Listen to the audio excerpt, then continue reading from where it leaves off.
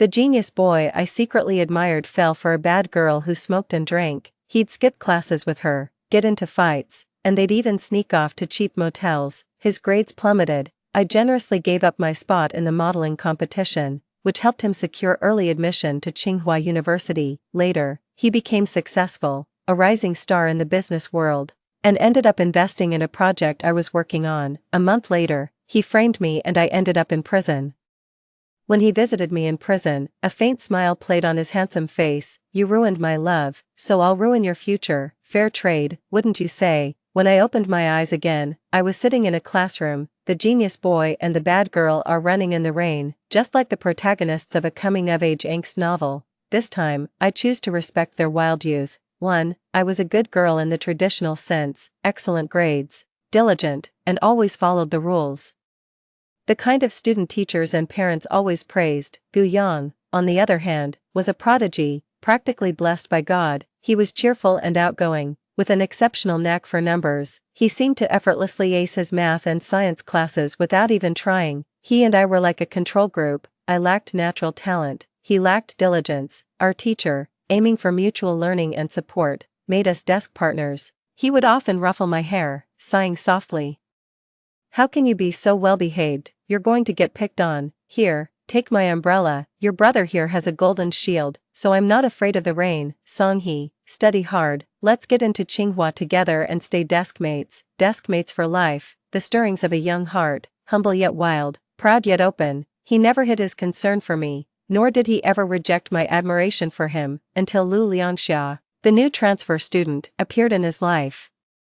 She was dressed in a camisole and low-rise hot shorts, her high ponytail streaked with vibrant colors, with green eyeshadow, luscious red lips, and sparkling earrings. She truly stood out in the classroom. She often had a lollipop in her mouth, a confident, radiant smile always played on her lips. Her beauty stood in stark contrast to the dreary, lifeless atmosphere of senior year. She was a misfit, yet undeniably captivating. Gu Yang fell for her the moment he first saw her.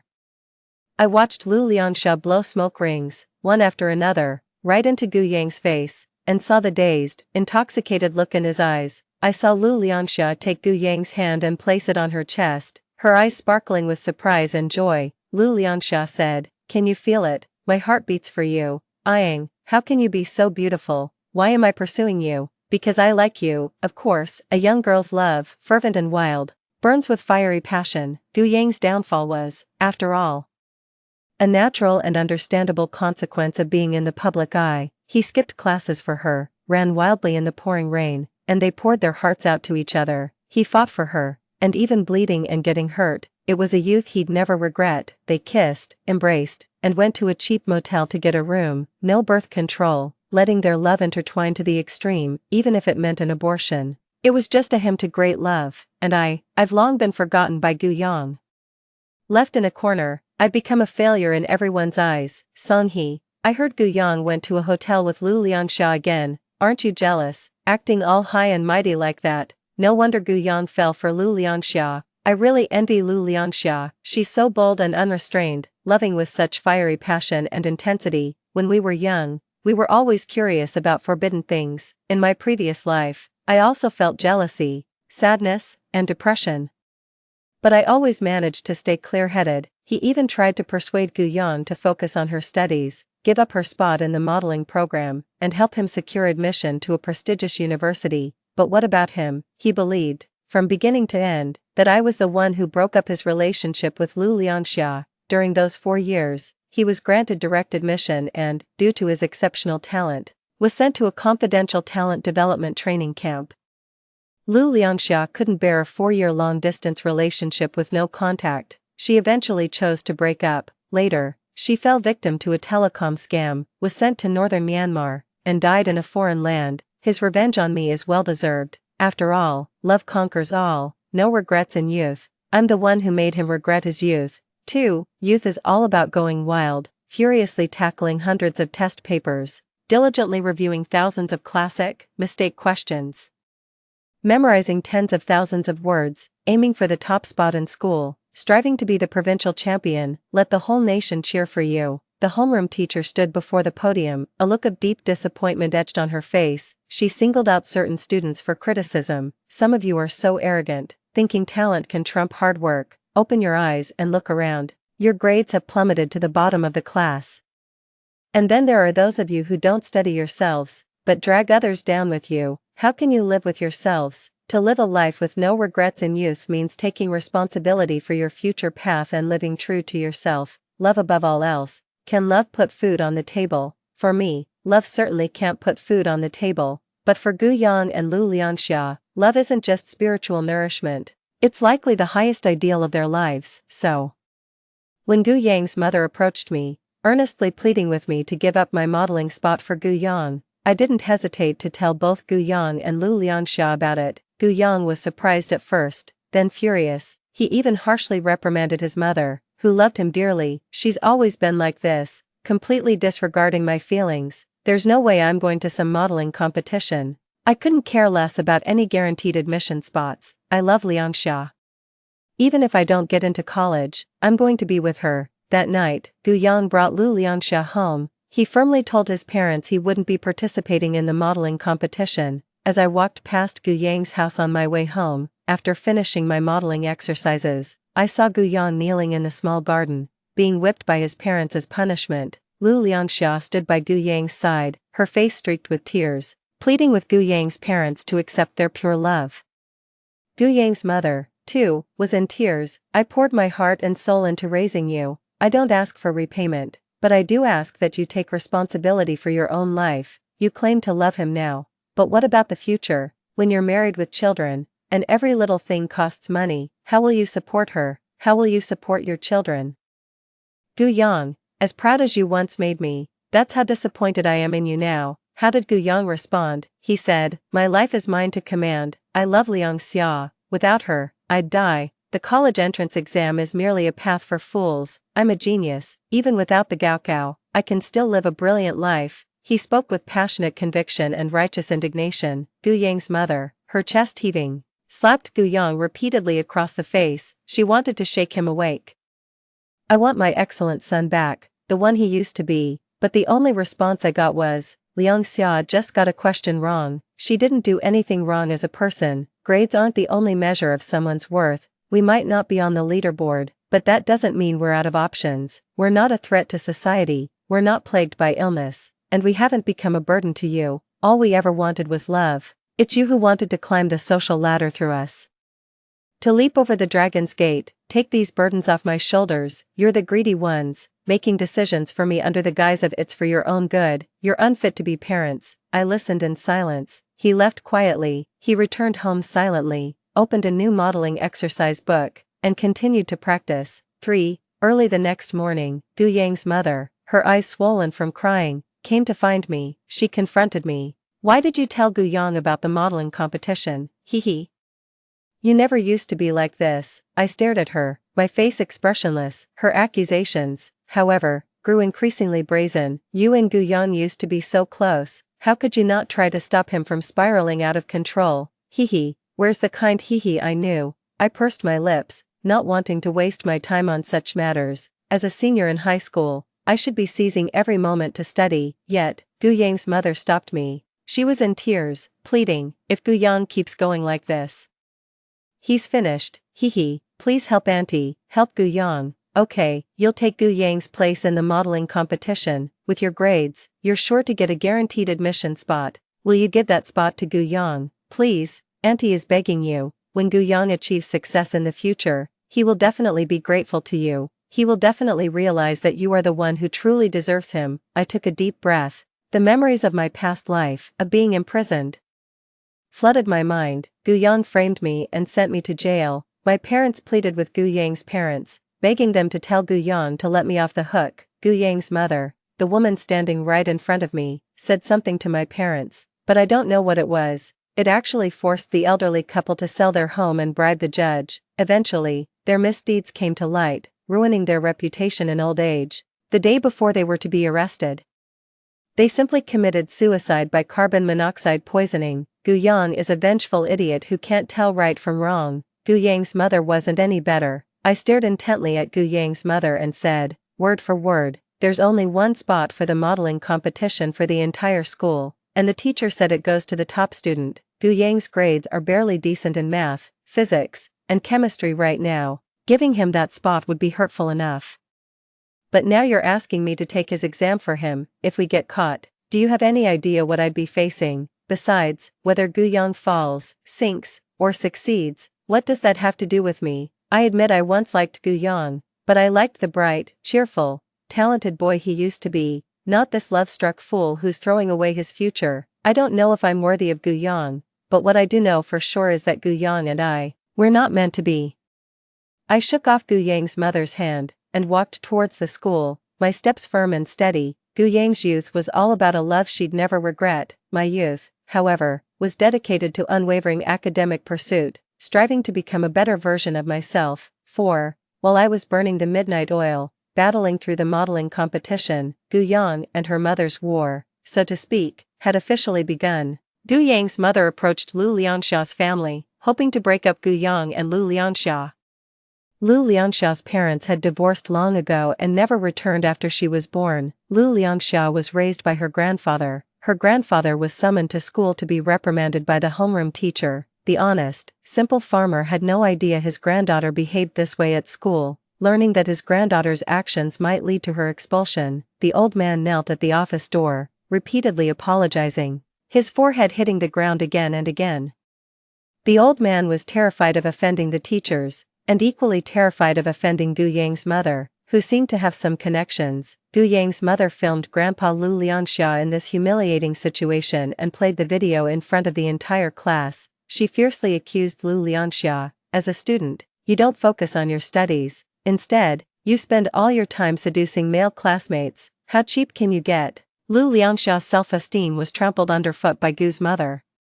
Such an untamed spirit, how could she possibly endure such humiliation? She immediately retorted, seduction, your son was practically begging me to love him. Fine, if that's how you want to play it, I'll give you what you want. Gu Yang and I are breaking up, and I'll never speak to him again. Just remember, if anything happens to Gu Yang, don't come crying to me. I'm done with this school. Bullying an orphaned girl and a defenseless old person, you people are truly kind. Lu Lianxia immediately blocked all of Gu Yang's contact information. She threw the book into the trash can. She even flipped off her homeroom teacher and Gu Yang's mother. With her characteristic defiance and wildness, she left the school without looking back. She's incredibly brave, and remarkably unconventional. She crossed a line that most of us at our age only dream of, but would never dare to touch. That day, Lu Lianxia was practically a hero in her classmates' eyes. Her decisive turn and exit were met with resounding cheers. After Gu Yang learned all of this, he stopped coming to school. Only occasionally would someone describe a scene they'd inadvertently witnessed to those eager for gossip. I saw Gu Yang kneeling to Lu Lianxia on the street, begging her to get back together with him. Gu Yang said his mother had humiliated Lu Lianxia's grandfather, and he would repay all of it on her behalf. Gu Yang's forehead was bleeding from the so pathetic and pitiful. But in the end, Lu Lianxia forgave him. They kissed passionately on the street and then went into a small motel together. On the night the modeling competition ended, I threw myself wholeheartedly into preparing for the college entrance exam. After memorizing 1,000 words, I headed home as usual, passing by Gu Yang's house like any other day. From inside, I heard Gu Yang's wails and his mother's screams. An ambulance wailed as it arrived, then sped away just as quickly. I saw the gash on Gu Yang's wrist, bleeding profusely and staining their small courtyard crimson. Gu Yang's suicide eventually became widely known throughout the school. Some called Gu Yang brave, others said Gu Yang was foolish. Amidst all the chatter and speculation, Gu Yang eventually returned to school, with Lu Lianxia by his side. Their love had triumphed over their parents' stubborn objections. Hand in hand, they became desk mates. Every day was a sweet routine of her playfully teasing and him smiling along. My grades are only good enough for a vocational college. Will you come with me? Yes, I'll go with you. Wherever you go, I'll go. We'll never be apart, but you're so smart. What if you ace the college entrance exam? I think we shouldn't be together. Everyone says I'm holding you back. No, I can control my scores. As long as I can get into the same school as you, a degree means nothing. Trust me, I'll give you a happy future. The young man's solemn vow, it brought the girl immense comfort, and it made countless onlookers unwavering believers in pure love. As for me, I've always firmly believed that no one can be responsible for another's happiness. Happiness is never given, it's something you fight for. 5. I won first place in the modeling competition, and successfully secured admission to Tsinghua University without having to take the entrance exam. At the 100-day pledge rally, I'm speaking on stage as the student representative, with the most humble words. I want to inspire all of you. The future is unwritten, and we all have the potential to be dark horses. There's still a chance to change your life in these final 100 days. But the prerequisite for changing your life is to seize this opportunity. Gu Yang was ultimately going to miss out on this opportunity, because Lu Lianxia was pregnant. This wasn't Lu Lianxia's first pregnancy. Back in the first semester of her senior year of high school, she had been pregnant once before, just 3 months after she started dating Gu Yang, but that one time, Lu Lianxia's pride was wounded by the appearance of Gu Yang's mother. She never told Gu Yang about her pregnancy and secretly went to a clinic to abort the baby. Gu Yang carried that guilt for a long time. He was the one who put the girl he loved through such immense suffering. So, this time, with Lu Lianxia pregnant again, Gu Yang is being extra careful. He was by her side constantly, afraid she might feel unwell. During self-study, while all the other students were busy doing practice problems, Lu Lianxia and Gu Yang were holding hands, whispering to each other. I've heard women age after childbirth, and I'm already a month older than you. What if I get old and you don't like me anymore? Once the baby's actually here, are you going to love them more than me? Gu Yang, I'm going to end up being a burden to you. How can I possibly go to school with a baby? I'm not going to school anymore, so how about you don't either? Lu Lianxia's naivety, to some extent, shocked her classmates. She sat on Gu Yang's lap as if no one else was there, kissing him without a care in the world. And when things got passionate, she'd even let out a soft moan or two. Eventually, the classmates who once envied their pure love could no longer tolerate such blatant disruption. They all scoffed. Do they think this is a hotel, hugging whoever they want, kissing whoever they want? My eyes are practically bleeding, and I'm not even an adult yet. Seriously, aren't the teachers going to do anything? Last time, Lu Lianxia even threw a bra on my desk. This kind of talk became more frequent. The teacher would naturally hear it, without anyone needing to report it. The homeroom teacher and Gu Yang's mother were old acquaintances, and their relationship ran deep. Out of respect for Gu Yang's mother, the homeroom teacher had been tolerating Gu Yang. Gu Yang's unruly attitude finally pushed the troop leader to his limit. She demanded that Gu Yang's mother take both Gu Yang and Lu Lianxia back home.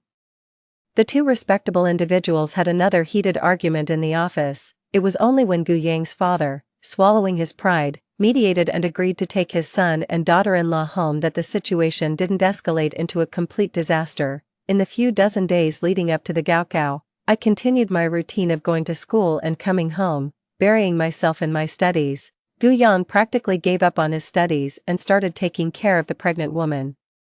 He went out to buy groceries and cooked at home, back to the parenting books, striving to be a good dad. In the small garden, the two of them did everything loving couples do. Even neighbors passing by couldn't help but point at them and scold them fiercely. So young, not focusing on studies, and already thinking about getting married and having kids. You'll have your share of life's hardships in the future. What a mess, Lu Lianxia retorted, unfazed.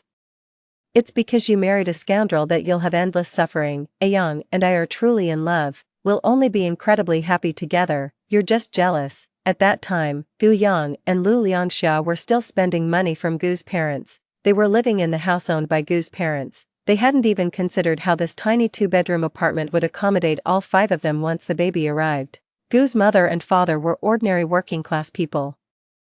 Both their house and car were financed with long-term loans. They still haven't paid it all back. Supporting just Gu Yang alone was already a struggle. Now there's also Lu Lianxia, and a baby on the way. Gu Yang's parents aren't 17-year-olds. They understood all too well that every aspect of daily life, from the most basic necessities to everything else, required financial support. Yet, they couldn't bring themselves to give up on the son they had meticulously nurtured for over a decade. Hoping only that he would remain emotionally stable and perform exceptionally well just once on the college entrance exam. Their son was a genius. They believed a miracle would happen. 6. It was a June day. The air was thick with anxiety and tension. As a student already guaranteed admission, I threw myself into the college entrance exams without hesitation, all to get into my dream military academy. After the exams, my mom greeted my return, dressed in a cheongsam. She held me close, showering me with baby this and baby that, asking if I was tired. I nestled into my mother's embrace, feeling an immense sense of security. Gu Yang also emerged from the exam hall at that moment. His face was expressionless. I couldn't discern if he was sad or happy. My mom sighed in my ear, "What a shame, puppy love really ruins people. Your teacher said that if Gu Yang hadn't met Lu Lianxia, he probably would have been fast-tracked like you. What kind of magic does that Lu Lianxia possess? She's truly a menace." Everyone felt that Lu Lianxia was holding Gu Yang back. That's what my mom thinks. Both Gu Yang's mom and her teachers feel that way, but I believe everyone has their own destiny. Gu Yang chose his own path. The college entrance exam results are out. I scored 723, which was enough to get me into my dream military academy. I became a female military officer, determined to go where the challenges were, which brought my mom to tears, but I comforted her, saying, "One shouldn't just focus on immediate gains, you need to look at the bigger picture. My heart isn't in fintech or economics, I want to go into politics, to be an official, a good one who serves the country and its people." Everyone, teachers, parents, and classmates alike, was incredibly surprised by my ambition to become an official. After all, I am a girl. It's certainly rare for a woman to enter politics, but this was my life choice, and my parents naturally expressed their respect and support. Lu Lianxia went to take the college entrance exam, so naturally, she wouldn't be able to study anymore. Gu Yang, on the other hand, scored over 300 points. His parents' idea was that if he didn't retake the exam, he should just go to any university he got into. As for Lu Lianxia and the baby, Gu Yang's parents could look after them, but Gu Yang didn't want to continue his studies. He wanted to wait until Lu Lianxia gave birth, then take his wife and child to Shenzhen to try their luck. My mom couldn't stop shaking her head as she said this, and there was a hint of disdain in her voice. Gu Yang must have lost his mind. What era are we in? How can he still believe that Shenzhen is paved with gold? Even if he's smart, with 2 kids to drag along, life will crush him. But I actually think Gu Yang has, to some extent, taken on his responsibilities as a man. He probably knows his parents can't support them forever, so he's preparing to stand on his own 2 feet. Lu Lianxia is also a very ambitious person. She wasn't willing to live off charity from the Gu family. The young couple is underage and not yet old enough to get their marriage certificate. The 2 families hastily celebrated the wedding with a simple banquet, and just like that, they became one. As soon as their baby turned 1 month old, they headed to Shenzhen to seek their fortune. And where was I at that time? I had already settled into military academy life, with its strict 5 a.m. to 9 p.m. schedule, constantly pushed to my limits by the instructors. My skin is tan dark. My hands are covered in calluses. My thighs and calves are inexplicably covered in bruises. My once delicate body, through relentless exposure to strong winds and scorching sun, has developed strong abdominal muscles. Like our male comrades, we can effortlessly hoist sandbags and charge into enemy camps. For 4 years, I rarely contacted my family. I'd almost completely lost touch with my old classmates and friends. I only occasionally heard from my mom that Aunt Gu had retired and was now focused on taking care of her grandson at home. Gu Yang and Lu Lianxia are doing quite well in Shenzhen. They even started a company, and it seems to be thriving, but beyond that, she wasn't really sure. She only heard about it occasionally from Gu Yang's mother, whenever they happened to meet, but I always felt Gu Yang's mother was exaggerating. I haven't seen Gu Yang or Lu Lianxia come back all these years. If they were really doing so well, why would they leave their own child for their mother to struggle with? I told my mom to stop gossiping and exercise more in her free time. 7.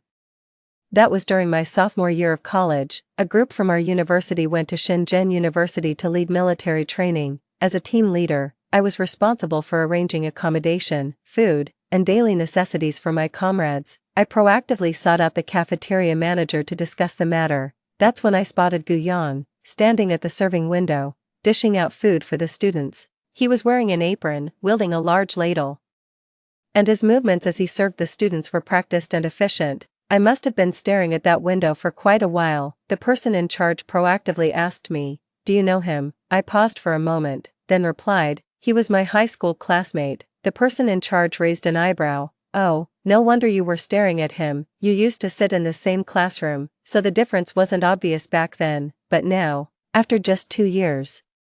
The gap between you two has really become apparent, I said softly. He used to be very good academically too, but then, the person in charge chuckled softly and said, I've heard about him too. They say he got his girlfriend pregnant in his senior year of high school, lost all interest in studying, and then brought his whole family to Shenzhen hoping to make a fortune. But he was so young, with no real-world experience. The tens of thousands he brought with him were quickly swindled away.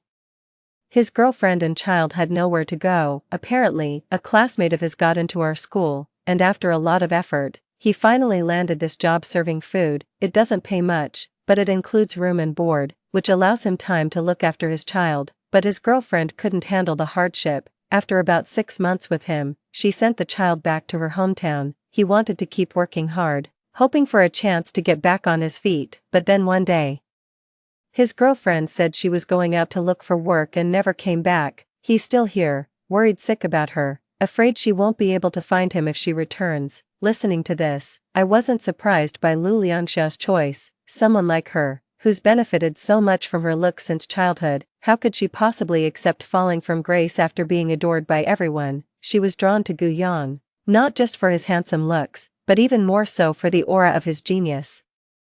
Once out in the real world, no matter how brilliant Gu Yang was in math, physics, and chemistry, he still needed to be able to monetize those talents. Without money, no amount of intelligence can bridge the chasm of social status. Should we go over and say hello? The person in charge said, a hint of teasing in their voice. I shook my head. No thanks, I'm not a fan of that. The stall he was at sold freshly listed spring bamboo shoots. Spring bamboo shoots are foolish, that's a really bad omen. 8. But Gu Yang and I still met. At the farewell dinner for the instructors, arranged by the school, he was constantly busy attending to us as a waiter, serving drinks, and bowing subserviently. As I took the orange juice he offered, he recognized me. In that instant, a flicker of light appeared in his otherwise vacant eyes. He called my name. I managed a faint smile. Gu Yang, long time no see. He opened his mouth, his ears turning red. He never spoke to me again, dedicating himself entirely to serving the banquet. Only his head and eyes were cast even lower, almost as if he was trying to shrink into his collar. After the banquet, as the team leader and person in charge, I'm settling the expenses for this period. Once the conversation wound down, Gu Yang stood by. The person in charge was sharp and noticed Gu Yang wanted to speak with me privately, so they didn't intrude further and quickly left. A steady spring rain was falling. The night air was a bit chilly. Gu Yang and I were sitting in the cafeteria. He pressed his lips together and said, these past 2 years haven't been easy for me. I was just too young back then, I said, with a rather detached, official tone. You're still young. There will always be other opportunities. Yeah. I used to think that too. I believed everything I achieved was because I was smart, talented, blessed by God. But once I stepped into society, I realized many things weren't as I'd imagined. Society is riddled with connections and favors. If it weren't for my Tsinghua degree, if it weren't for the training during those years in the talent secrecy program, without those labels attached to me, no investor would have ever approached me. He spoke with a sigh. I was slightly taken aback. It was then that I realized Gu Yang, sitting right in front of me, had also been reborn. That's why he was so resolute in choosing Lu Lianxia. He had absolutely no intention of participating in the modeling competition. In my previous life, though reluctant, Gu Yang dutifully competed using the modeling spot I gave up for her. What happened in my past life? I was impulsive. I'm sorry. As he spoke, his eyes reddened slightly. I shook my head. Everyone makes their own choices. I should respect your destiny. You haven't done anything wrong to me. Before, I only blamed myself for being blind. Hearing me say that, his face grew even paler. But I made the wrong choice. I have no money, and Lianxia has left me. She's with other men out there. And she curses me for not keeping my promise to give her happiness. She's changed. She's no longer the Lu Lianxia who dared to love and hate. She's become materialistic and vain, bound by money. She doesn't want me. And she doesn't want our child either. It seemed all his suffering stemmed from Lu Lianxia. Ultimately, it must be because he loves her. The incessant clamor in his ears continued. The rain outside hadn't stopped either. I looked at the clock on the wall. It was already past lights out. I stood up, finally interrupting him. I'm sorry, but I need to go. He paused, then realized he had been talking for a very long time. I stood before him, looking down. I was surprised to find this boy over 6 feet tall, To be so incredibly thin, his narrow shoulders seemed incapable of bearing any heavy burden. He was a far cry from the dominant force he used to be on the basketball court. It turns out that even the white moonlight herself can't replace the presence of a white moonlight. I still admire and adore Gu Yang from before she turned 17, the Gu Yang who was sunny, enthusiastic, and always ready to help others. As I reached the cafeteria entrance, Gu Yang handed me an umbrella. He said softly, "Here." I looked around and said, "But there's only one umbrella left." He seemed to recall something, a warm expression on his face. "You forgot. I have my golden cloak. I'm not afraid of the rain." The familiar words resonated with me. In the end, only disgust remained. I shook my head. "No thanks, it's not raining hard, I can make it back." With that, I stepped into the rain. Gu Yang was left standing there, looking utterly flustered. 9. Gu Yang was smart, after all, and she was someone who carried memories of her past life. After 2 years of setbacks, she eventually picked herself back up. He actually started a tech company. He endured hardships he'd never experienced in his previous life. He was barely 30, yet his hair was already streaked with gray. As for Lu Lianxia, after being with several wealthy men, she eventually returned to Gu Yang's side and became his lawful wife. My mom said. "I don't know what Gu Yang was thinking, marrying a tramp like that." I replied, "Well, she is his true love and the mother of his child. It's only natural that Gu Yang can't let her go." My mom mumbled. During Chinese New Year, she dressed like some kind of vixen and even came to our doorstep to show off. She said she wanted to hang out with you, to see this female officer of ours. I don't know what kind of crap is in her head, always asking about you. I knew why Lu Lianxia was asking about me. It was simply because Gu Yang, now a successful man, had a couple too many drinks at a class reunion. As he reminisced about our high school days, his words were laced with guilt towards me. This made Lu Lianxia very uncomfortable. She even went around slandering me, claiming that after failing to seduce Gu Yang, I was so heartbroken I went to a military academy to become a nun. They also claimed that for 2 years after graduation, I had been constantly contacting Gu Yang, trying to win him back, but Gu Yang personally clarified all those claims face to face. He even publicly called out Lu Lianxia on WeChat moments, telling her to stop acting crazy, or else he'd divorce her. Since Lu Lianxia relies on Gu Yang for her livelihood, she certainly wouldn't dare to act out again. After all those squabbles, the golden couple had really lost face in front of their old friends. 35 years old. I transferred from the military to a local court, becoming a judge. I took on countless cases. Every case is handled with an unwavering commitment to fairness. I'd become known locally as an incorruptible judge. Anyone who tries to bribe me will face nothing but endless imprisonment. Yet, even with my formidable reputation, some people still brazenly break the law, crossing red lines. Gu Yang's mother came to me, carrying a large bag of gold bars.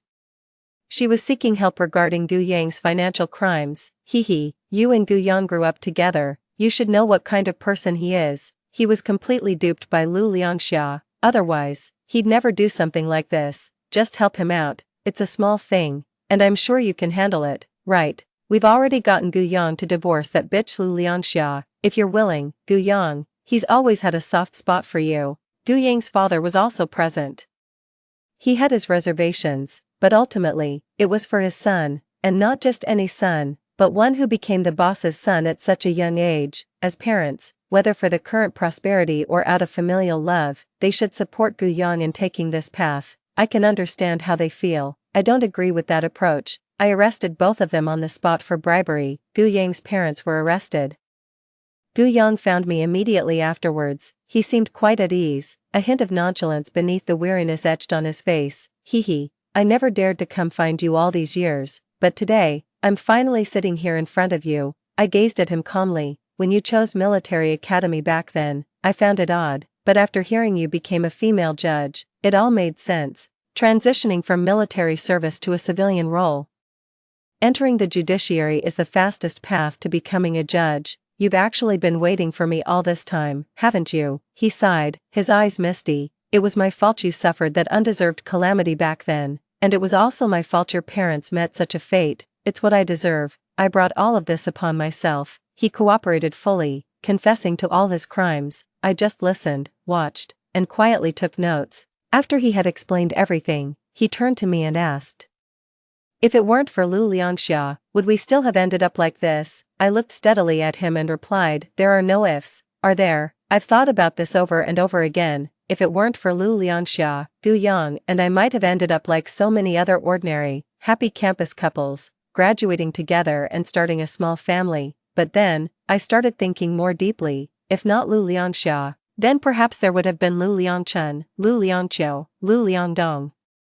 It wasn't Lu Lianxia who truly affected Gu Yang, it was his own restless heart, his yearning for a passionate, wild, and fearless youth. Gu Yang and I were never on the same path. Even if we forced it, he would still betray me, abandon me, and break his promises at different points in time. Songhe, let's both get into Tsinghua and be deskmates for life. Just a joke, but I actually took it seriously. The vows of youth, so fervent and beautiful, yet also so fragile and vulnerable. 10. The day before Gu Yang was taken into custody, Lu Lianxia, unaware of the truth, tried to flee with the money. Gu Yang understood her actions but insisted she take good care of the child. It was then that Lu Lianxia revealed the child's true identity to Gu Yang. Our child died a long time ago. This one is an abandoned baby I picked up from the hospital. I've raised him long enough. At a critical moment like this, how am I supposed to escape with a child? Gu Yang's eyes widened in disbelief.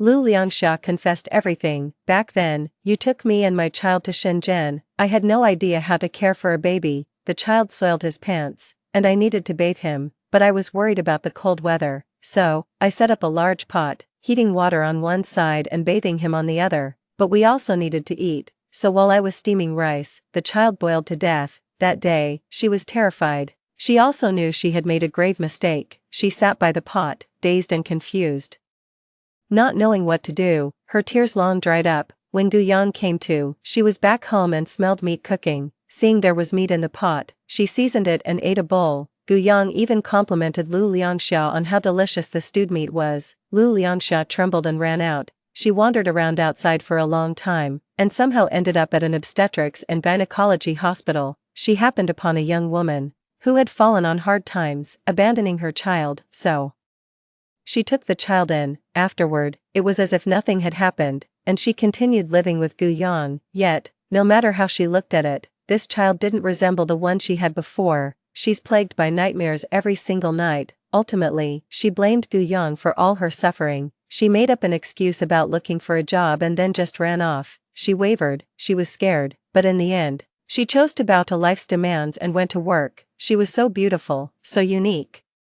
so flamboyant. Wherever she went, men were drawn to her. So, it wasn't long before she found true love again, even if none of them loved her with the same intensity as Gu Yang. But these men, they had money. She gradually became the very type of woman she despised the most. It wasn't until later, when she saw news of Gu Yang's achievements, that she rushed to him without hesitation. The light had faded from Gu Yang's eyes. When he saw her, the warmth he once had was gone, but she was, after all, the child's mother. Gu Yang still accepted her. Even though Gu Yang called out my name every night, she endured it. She was no longer young. She knew Gu Yang was her best option. But then something happened to Gu Yang, and he forced her to continue raising a child that wasn't theirs. She finally snapped, but the outcome of that outburst was Gu Yang stabbing her. Lu Lianxia was dead. Gu Yang also ended her own life. As for the underage child, they were sent to an orphanage. Gu Yang's parents were in prison, and everyone, worried they couldn't handle the truth, kept everything from them. But how long could they keep it a secret? My mom always said, in life, you can't sweat the small stuff too much. Sometimes, being a little oblivious makes you happier. I didn't say a word, my eyes fixed on the legal case in front of me. But then my mom suddenly hugged me, tears and snot streaming down her face. You never gave me a moment of worry growing up.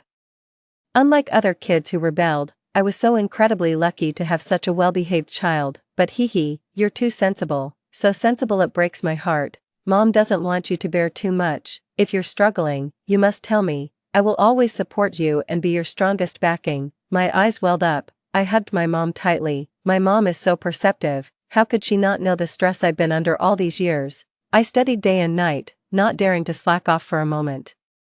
I focused single-mindedly, dedicating myself to achieving my goals. Gu Yang was right. He's always been my goal. The reason I joined the military academy, the reason I became a female judge. I chose a path full of thorns. Only I know how tough it's been. I've been on edge for years, all for a resolution with him. My heart can finally rest now. Tears streaming down my face, I comforted my mom. It's over, it's really all over. From now on, we will be happy, and only happy. The end. Story 2.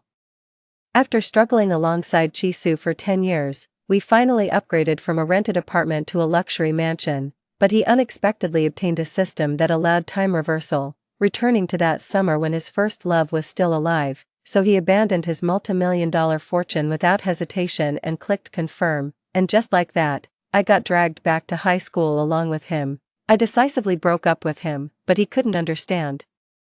It's just starting over from scratch. Is it really that big of a deal? Me. It is. Hearing this, he got furious. After rescuing his white moonlight, he enrolled in the same university as her. Everyone said he was just being petty with me, waiting for me to coax him back, but I paid no heed, for I already knew, time reversal has its limits. Alter one link, and the future shifts accordingly. 7 days later, we returned to a decade later, only to find Chi-Su utterly dumbfounded. 1. After the college entrance exam results were released, the school organized a college application guidance session. When I stepped back onto campus grounds, it felt like a lifetime had passed. Beside me, Chi-Su found himself in the heat, muttering, "It was winter just yesterday, and now we're suddenly back to summer. Really takes some getting used to." After a moment of silence, I blurted out, "Let's break up." Chi-Su froze momentarily at my words. He never expected that after 10 years together, my first act upon returning to high school would be dumping him. When he regained his composure, his brows furrowed instantly. "Xingyu, what did you just say?" I turned to face his suddenly decade-younger face, mustering all my patience as I said, "We're done." Seeing the determination in my eyes, Chi-Su froze mid-motion, confusion flashing across his face. "What's your problem now? We're back in high school, 10 years younger. Aren't you happy about that?" "Happy?" My lips twisted as I finally exploded. "Chi-Su, have you lost your damn mind? Why the hell would we want to go back to high school? Do you even remember how much we suffered to finally make it after all those years of struggle? I swear I'd crack his skull open just to see what's inside. Did zombies eat his brains or something? Who in their right mind would abandon hard-earned success to return to square one?" I was boiling with rage I could barely contain, but Chi-Su merely froze for a second before replying nonchalantly, "I haven't forgotten, but haven't you always been by my side?" He paused here, his eyes clouded with sorrow and faint hope. "I just wanted to save Mingxi. She didn't deserve to die this summer." I knew exactly who this Mingxi was. Mingxi used to sit in front of Chi-Su in class. Despite acing her college entrance exams, her family stubbornly refused to let her attend university. Unable to submit her application, she fell into despair and jumped to her death that summer. She's truly in a pitiful, heartbreaking situation. I won't deny that, but I barely know her. Why should I pay for someone else's life with the fruits of my years of hard work? When I remained silent, Chi-Su's patience ran out. His tone laced with amusement. "It's just starting over from scratch. Is it really that big a deal?" I took a deep breath before replying coldly, "Yes, it is." At my words, Chi-Su's expression shifted slightly, but before he could respond, a clear female voice called from behind, "Chi-Su, the lecture's about to start. We'll be late." We turned simultaneously to see a strikingly beautiful girl. When our eyes met, she flashed me a radiant smile. A gentle breeze tousled the hair at her temples, and the delicate dimples on her cheeks looked utterly charming. Chi-Su instinctively took 2 steps toward her before remembering me. Turning back, he lowered his voice, "You're a grown adult, not actually 18, stop being childish, cool off and go to the lecture first." With that, he hurried over to Mingxi. The usually composed man now trailed awkwardly beside her like an inexperienced teenager as they headed toward the auditorium, leaving me standing there alone. I skipped the lecture and headed straight home, too, but on the bus ride back, tears started streaming down my face uncontrollably. 10 whole years, a full decade of hard work, just like that, everything went back to square one. A wave of despair threatened to consume me, slowly dragging my memories back to the past. Chi-Su and I grew up together. His family lived right next door to mine. When we were kids, my parents constantly argued about money, and so did his. When the fights at home got too intense, we'd escape to the park, sitting there all afternoon licking popsicles, ending with a goofy shared smile. With so much in common between us, falling into mutual dependence was practically inevitable. After high school, we enrolled in the same university, worked part-time jobs together, and naturally became a couple when the time felt right. by graduation, we'd logically taken the next step and gotten married, struggling to make ends meet in the big city. We skipped the wedding and just got our marriage certificate. During our toughest year, we huddled together in a leaky rental apartment, dreaming about the future. He rested his arm under my head with a smile. When we make it big, I'll give you the life you deserve. Just then, a raindrop fell with a mocking plink, as if laughing at our naivety. I couldn't help but laugh out loud. Great, then I'll live in a mansion someday, he chuckled back. Deal. But starting a business was no walk in the park. To land a single order, I'd run around under scorching sun meeting partners, got heatstroke more than once, even ended up hospitalized from drinking too much during negotiations. Yet somehow, we pulled through it all. We made it, amassing a fortune worth tens of millions. What we thought would be the beginning of happiness shattered one night when a mysterious system approached Chi-Su. The system revealed he could travel back through time to any moment he desired and alter the past. A glowing blue interface materialized before our eyes. At first Chi-Su didn't believe it, but the system's sudden appearance was astonishing enough. Feeling uneasy and unwilling to revisit the past, I frowned and warned him, "Don't buy into this nonsense." What I never expected was this. The normally rational Chi-Su immediately clicked confirm without hesitation. In a split second, a blinding white light flashed. Just before blacking out, I heard him whisper faintly, "If I go back, maybe I can save her this time." At that moment, my mind went completely blank. After all these years together, was there always someone else in his heart? That person, he willingly abandoned his multi-million-dollar fortune just to travel back in time and save her. What a grand love story. I suddenly found it somewhat ridiculous, yet couldn't bring myself to laugh. At that moment, an electronic voice echoed in my mind. "Congratulations, host, on returning to the past, though only for 7 days. If you don't alter any causality, you'll return to your original timeline 10 years later. Any changes will affect the future. Note, if more than 2 people undergo time regression, only one randomly chosen by the system will retain their memories." I froze. So, I can actually go back. 3. I turned around and headed back to school.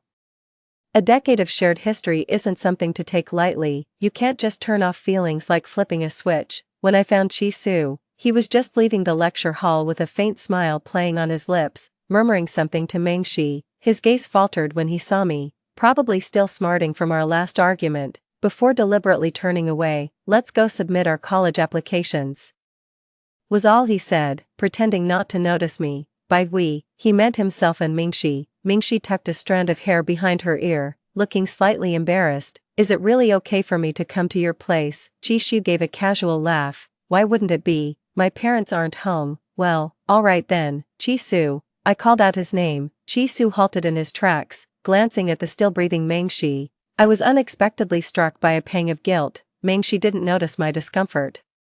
Glancing at Chi-Su, she whispered, "Is she your friend?" "We're not in the same class, I just know her in passing." Hearing this, Chi-Su gave me a brief glance and said coolly, "Yeah, we're neighbors." Neighbor. I froze, an inexplicable bitterness welling up in my chest. The words on my tongue suddenly stuck there. The summer heat was relentless, yet I felt strangely numb to it. It was Chi-Su who finally broke the silence. "Let's go. It's sweltering out here." "Alright," Mingxi waved at me.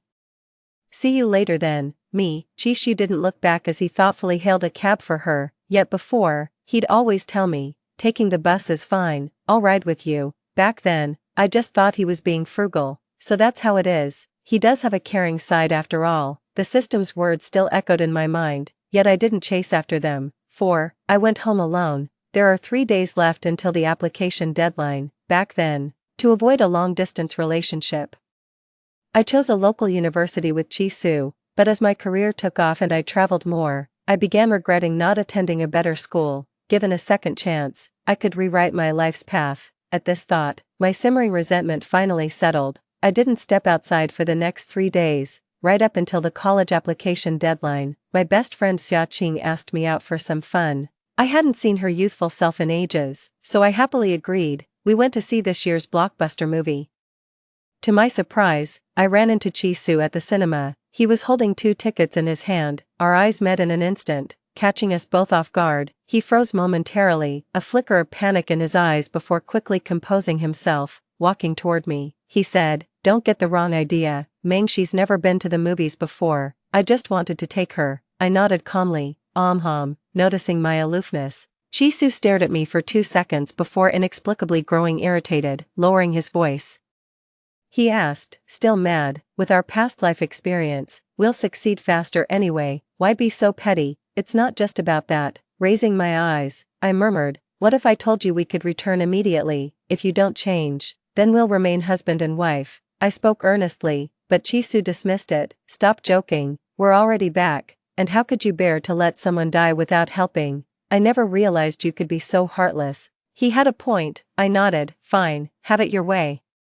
If you're making changes, so am I, let's see what happens in 7 days when we return to 10 years later. It was over in an instant, hardly what you'd call suffering. Chisu's expression turned icy, must you always speak like this? Just as I was about to retort, Mengshi returned from the restroom. The moment Chisu spotted her, he walked straight toward her without a backward glance. Me. Xiaoqing returned with popcorn and spotted their figures in the distance, surprised. Isn't Chisu your boyfriend? Why is he walking with Mengshi? Not anymore, not now, and never will be, I murmured, lowering my gaze. The moment those words fell, the person walking ahead suddenly froze mid-step. 5. But he didn't turn around, I didn't mind at all, and peacefully watched that long-missed movie with Xiaoqing. It's a story about a housewife breaking free from domestic constraints and reclaiming her life. As the credits rolled, it suddenly struck me how Xiaoqing had married young and started a family after failing college entrance exams. In the end, her husband looked down on her lack of education, her son grew distant, and she developed severe depression, on the verge of suicide. She gave me a call, over the phone. She chuckled with a hint of confusion. Xiaoyu, is education really that important? Distracted by work, I answered offhandedly. Sort of, she didn't seem to mind, pausing briefly before continuing. If only I'd repeated my final year to retake the college entrance exams back then. I sensed something was wrong. But when I put aside my work and returned to my hometown to find her, people told me she'd already passed away. She was only 27 that year. At this thought, I couldn't help but glance sideways at the radiantly youthful Xiaoqing. The ponytailed girl stared intently at the movie screen, her failed college entrance exam barely casting a shadow over her spirit. The flickering screen light danced in her eyes, bright, vivacious, and full of life. Xiaoqing, I spoke softly. She heard me and turned her head, gazing at her intently. I finally made up my mind and said with restrained emotion, college is wonderful. Would you consider retaking the year? We could still be together then. I remember it vividly. She's got real talent for design. She shouldn't be confined to this tiny corner of the world. Xiaoqing froze for a second at my words, then scratched her head. But I don't think I'm cut out for studying. No worries, I'll give you online tutoring when the time comes. I pulled out all my corporate survival tricks, laying out grand plans for her future with all the pie-in-the-sky promises. Her eyes sparkled with naive innocence as she was easily persuaded. All right, I'll give it my best shot. I nodded approvingly. 6. By the time the nearly 3-hour movie ended, night had already fallen. As we exited the theater with the crowd, Chisu seemed inexplicably distracted. Chisu, what's on your mind? Mengshi stopped walking after getting no response to her repeated questions, her voice laced with concern. Startled by the voice, Chisu snapped back to reality, his eyes instinctively scanning the crowd around him. The sea of faces swirled before him, yet none belonged to the person he knew. Perhaps Xingyu had gone to see a different movie than the rest of them, Chisu thought to himself, but only said aloud, it's nothing. Mengshi chuckled at his words, her fair cheeks flushing slightly as if remembering something. Since you treated me to the movie, let me take you for some spicy hot pot. Chisu's brows unconsciously furrowed. He hadn't eaten street food like spicy hot pot in ages, and frankly had no appetite for it. Just as he was about to refuse, Xingyu's deliberately distant attitude flashed through his mind, sparking an inexplicable surge of irritation. It's just starting over from scratch. Was she really making such a big deal out of it? Meeting Mengshi's hopeful gaze, he gave a nod. All right. Hearing this, the girl visibly brightened, fiddling with her hem as she took a few playful steps forward. Chisu, she teased, let's go to school together when the semester starts. Chisu had originally applied to a local university with strong programs in his field, but this time around, after much deliberation, he figured there was no harm in exploring other options and casually enrolled at the same university as Mengshi. After all, he had the advantage of his past life's experience. At the mention of this, he glanced at his phone with inexplicable restlessness. Xingyu still hadn't texted back. Didn't she even care which school he applied to, or maybe she'd chosen a local college after all? At this thought, most of his anger dissipated. Fine, he said, but I'm bringing someone along, that girl neighbor of yours. Mengshi pressed further. Jisoo hesitated briefly before replying offhandedly, yeah, he still hadn't fully forgiven her. Let her calm down first before telling others about their relationship. 7. That night, I heard Jisoo applied to the same university as Mengshi. In the past I would have confronted him, but now I couldn't care less. Anyway, I didn't apply to any local universities, but what I never expected was, just as I was about to sleep, Jisoo suddenly called, Xingyu, did you see the university I mentioned in my Moments post? His tone wasn't exactly friendly, but it left room for reconciliation. Half asleep, I mumbled, yeah, saw it. But I'm not applying to the same one as him. Hearing my reply, the person on the phone seemed to relax, murmuring, we'll still be at the same university then, just like before, even if we really go back 7 days, we'll still be married. Stop muttering, it's driving me crazy. I hung up immediately, turned over, and went back to sleep. The following days passed quickly, fearing unexpected changes. I meticulously planned every step, until the 7th day arrived. I was sorting through my senior year notes when the system contacted me. A cold electronic voice suddenly whispered in my ear, time's up.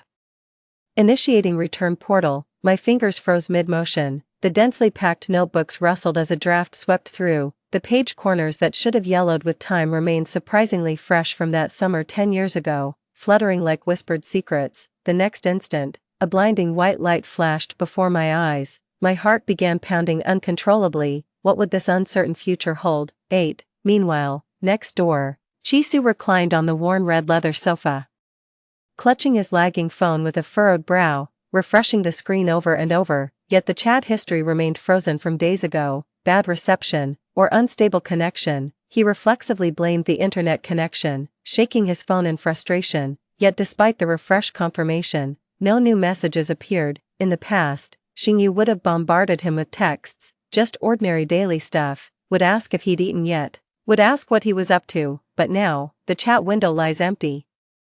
A vague unease stirred in his chest, quickly suppressed. Now that he's calmed down, he's actually feeling a bit out of his element. After getting used to the finer things, living in this rundown shack again feels like a step backward. He has to check his balance before every purchase. Just the cab fare ate up his entire daily food budget. Xingyu had every right to be angry, but she's far too quick-tempered. Jisoo massaged his forehead in exasperation. After a long pause, he rose to find Xingyu. But before taking more than a few steps, a blinding white flash streaked across his vision. As the light faded, the man's gaze froze when the scene before him came into focus. 9. A decade can transform a city beyond recognition. The once low-rise buildings have now soared into skyscrapers. Jisoo stared at the massive high-definition screen in the city center, first stunned, then overjoyed. Had he really returned? Wrong. What about Mingxi?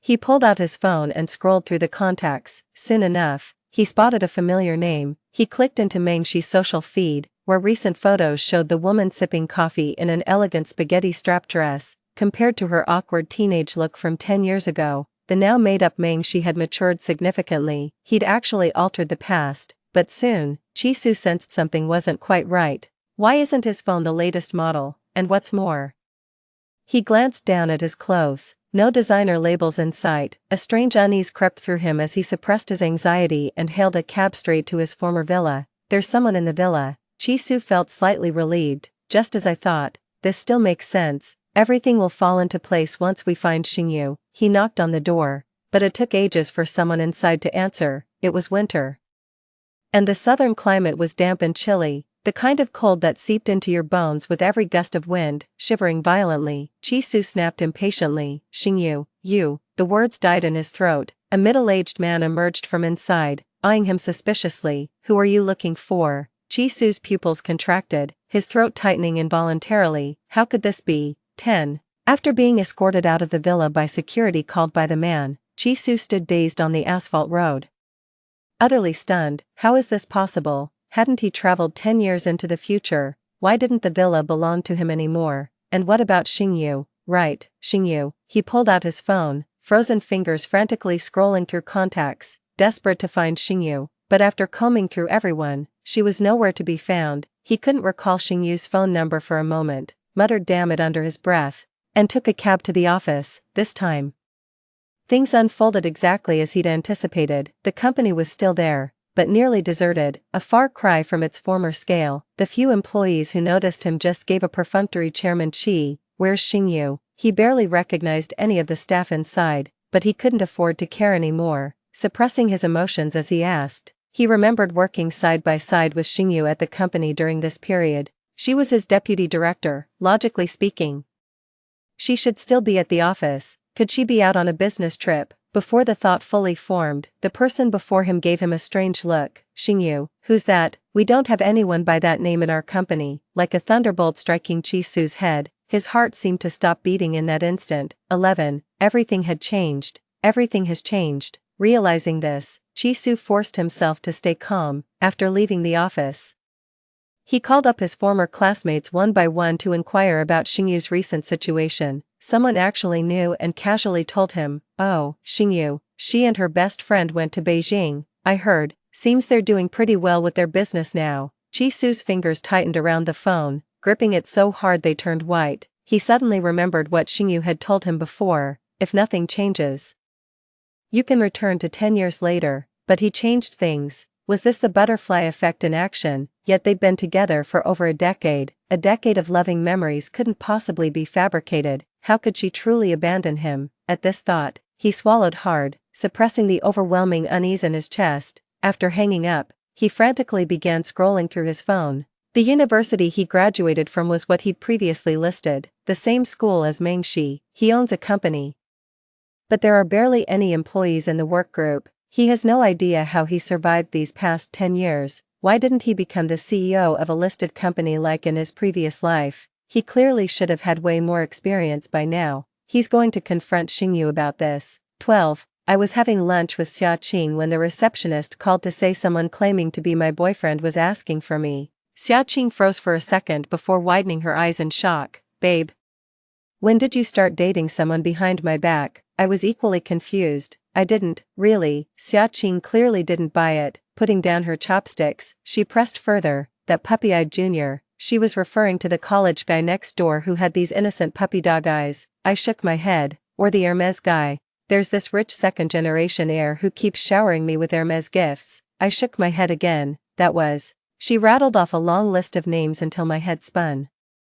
I've been swamped like a spinning top, barely more than acquaintances with most people. Seeing my denials, Xia Qing snorted and pushed back from the table. "Well then, let's see who dares to frame our CEO Sheng. I'm curious too." Had the receptionist send them up. Soon enough, the strikingly handsome young man stood before me. I recognized him at first glance. It was my childhood friend, Chi-Su. The man visibly brightened when he saw me. In a few quick strides, he was right in front of me, instinctively gripping my shoulders. "Xingyu, what the hell happened? Where's our home?" I was utterly confused. Xia Qing, who'd been watching from the side, finally recognized him after a closer look. Well, if it isn't my childhood sweetheart from centuries ago." Ignoring Xia Qing's teasing, Chi-Su kept his bloodshot eyes locked intensely on me. I pushed him away and took a step back, frowning. "Chi-Su, what are you talking about? We broke up 10 years ago." The moment the words left my mouth, the man's face instantly paled. 13. Meeting my unfamiliar gaze, Chi-Su's eyes flickered violently as his lips trembled, repeating hoarsely, "Broke up, 10 years. I remained non-committal." Xia Qing couldn't help adding, "By the way, weren't you getting pretty close with Mengshi before? How come you two never got together?" I listened calmly without reacting. Hearing this, Chi-Su seemed to suddenly realize something, his expression relaxing as he explained. "Are you still sulking? It was just 7 days. There's nothing between Mengshi and me." Sulking, 7 days. I can't figure out why Chi-Su suddenly showed up after 10 years to dump all these random things on me, though I did hear classmates casually mention him before. After graduation, Chi-Su went to Haishur to start a business, but it didn't go well. His lack of professionalism meant few companies wanted to work with him. An ex suddenly reaching out, is he just after money? My expression grew complicated. "Spit it out. How much do you need?" I cut off his endless rambling, caught off guard by the question. Chi-Su froze momentarily. "What?" I sighed in exasperation. "Chi-Su, for old time's sake, I'll help you this once, but you should know we're done. Don't come asking for money next time." The words came out harsher than intended. The man grew irritated. "Xingyu, How long are you going to keep pretending? We're literally married, before he could finish. A clear voice cut him off. Excuse me, sorry to interrupt. Everyone turned to see a 6 feet 2 inches college guy standing at the doorway, broad-shouldered with a tapered waist, radiating raw magnetism even in just a plain tee and jeans. His puppy dog eyes dark yet sparkling. What's he Yan doing here? I froze for a moment. Ever since starting this job, I'd kept forgetting meals and less eating with Xia Qing, leaving my stomach aching from hunger. Ever since I got to know He Yan, who lives next door. He's been bringing me delicious treats regularly. Before long, we became quite close, seeing several people in the office. He Yan walked in completely unfazed, holding a bag casually. Brought you some fruit, he said naturally. You really should eat more. It's not good for your health otherwise. What time are you off today? I bought ribs. Could make you sweet and sour spare ribs. My face grew warm, but not wanting to embarrass him, I just replied, around 6. Xia Qing covered her mouth to stifle a giggle. Jisoo stared blankly for a long moment before finally snapping back to reality. You cheated on me, he asked in disbelief. The room fell deathly silent at those words. 14. Even with the thick skin I'd developed over the years, Jisoo's words still managed to shock me. Damn it, what the hell, if I could turn back time, I'd have the front desk kick him out immediately. He Yan's sharp eyebrows furrowed slightly as his scrutinizing gaze settled on Jisoo with measured assessment. Xia Qing stared blankly for a moment before giving Jisoo a look reserved for lunatics. Jisoo, you broke up with Xiaoyu over a decade ago. What's this nonsense about cheating? Are you hallucinating? Jisoo glared at Xia Qing with venom. We've been married for years. I know every mole on her body. His booming voice carried through the open space. Drawing furtive glances from passing employees outside the glass walls, my expression froze as an inexplicable pang of sorrow welled up in my chest. But what followed was nothing but cold indifference. Jisoo, I don't know what's gotten into you, but we broke up long ago. Marriage is out of the question. Check your marital records if you don't believe me. Fine, I will. Jisoo pulled out his phone. Time ticked by relentlessly. The man's flushed face gradually paled, in growing desperation. He kept refreshing the page, muttering, this can't be. I distinctly remember we got our marriage license right after graduation. We just never had the ceremony. I had a strong suspicion his business failures had driven him over the edge. Without hesitation, I called security to have him escorted out. It'll take a few minutes for security to arrive. Jisoo suddenly turned back, eyes bloodshot. You've really forgotten everything. What have I forgotten? I lost my patience. I haven't forgotten a damn thing. Just as he was about to approach me, a tall figure stepped between us, blocking the man's line of sight. Then came a sudden, powerful punch. Jisoo was knocked to the ground with a thud. Without turning around, He Yan shielded me behind him, his voice tense. Be careful, this guy might be mentally unstable. Me, that makes perfect sense. 15. I remember it crystal clear. After high school, I got into my dream out-of-town university to study management. During college, I tutored Xia Qing whenever I didn't have classes. In just 1 year, I helped boost her test scores from the 400s to over 600. She became my junior at school, the year we graduated. I secured startup funding and co-founded a clothing company with Xia Qing. Xia Qing had a real flair for design and handled the clothing lines, while I took charge of marketing. It all started with just a handful of orders, and eventually we built our own brand, growing the business step by step. Looking back occasionally, Xia Qing would sigh, had you not insisted on me going to college, I'd probably be a housewife in our hometown now. I can't recall why I was so adamant about her education back then, but hearing this, I just smiled and said, better days are coming, Xia Qing's eyes curved into crescents, radiating youthful confidence. The memory ends here. I don't think I've forgotten anything. If it were real, then it wouldn't matter anyway. 16. After Jisoo was taken away, the office fell silent again. Xia Qing spat out angrily. Exactly, a decent ex should vanish like the dead. I pressed my lips together without speaking. Heian left after delivering the fruit without further questions. Though I no longer cared about Jisoo, my good mood was thoroughly ruined. After work, Heian came to pick me up on his own initiative, bringing my favorite wisteria flowers. His ears turned pink as he handed me the flowers. Noticing this, Xia Qing gave a knowing wink and whispered, your neighbor might seem aloof, but he's actually quite thoughtful. I couldn't help but laugh. Alright, I'm heading out then. Bye. Xia Qing waved at me. He Yan started the car as figures outside the window began receding, through the rearview mirror. I watched Xiaqing turn and enter the office building with a faint sigh. She's completely uninterested in marriage, even more career-driven than I am. But that's actually a good thing. What else would you like for dinner tonight? A voice suddenly sounded in my ear. I turned to see the red light, with He Yan slightly tilting his head to look at me. I'd expected him to at least mention Chi Su, but never thought he'd bring this up instead. Whatever. I said casually, all right. How about scrambled eggs with tomatoes, sweet and sour pork ribs, and loofah soup? The light turned green. Heian turned back and focused on driving. I stared at his profile, my lips parting as if to speak, but in the end, I said nothing. 17. Truth be told, I never intended to get too involved with Heian. My parents' failed marriage left me distrustful of the institution altogether. In the end, even the childhood friend I once relied on so much became an ex.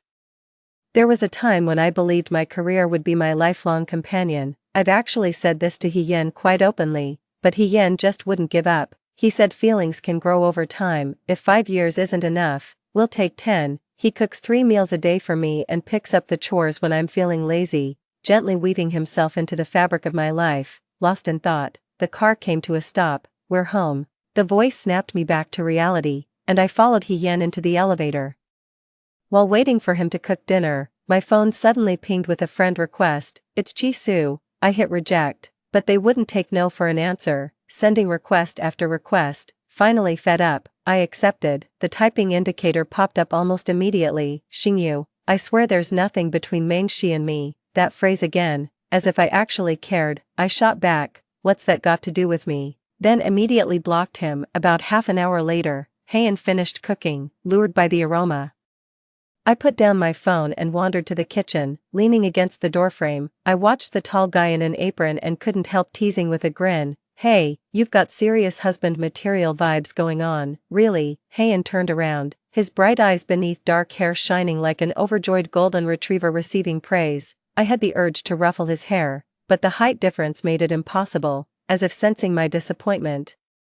The person who'd been standing straight suddenly bent down, offering his head to me. My heart skipped a beat as I froze for a second. The next moment, I reached up and tousled his hair. His hair was coarse to the touch, not exactly pleasant to run fingers through, yet I felt inexplicably content, the corners of my mouth lifting as I helped him serve the dishes. Dinner's ready, all right. 18. After the meal, I curled up on the couch mindlessly flipping through TV channels.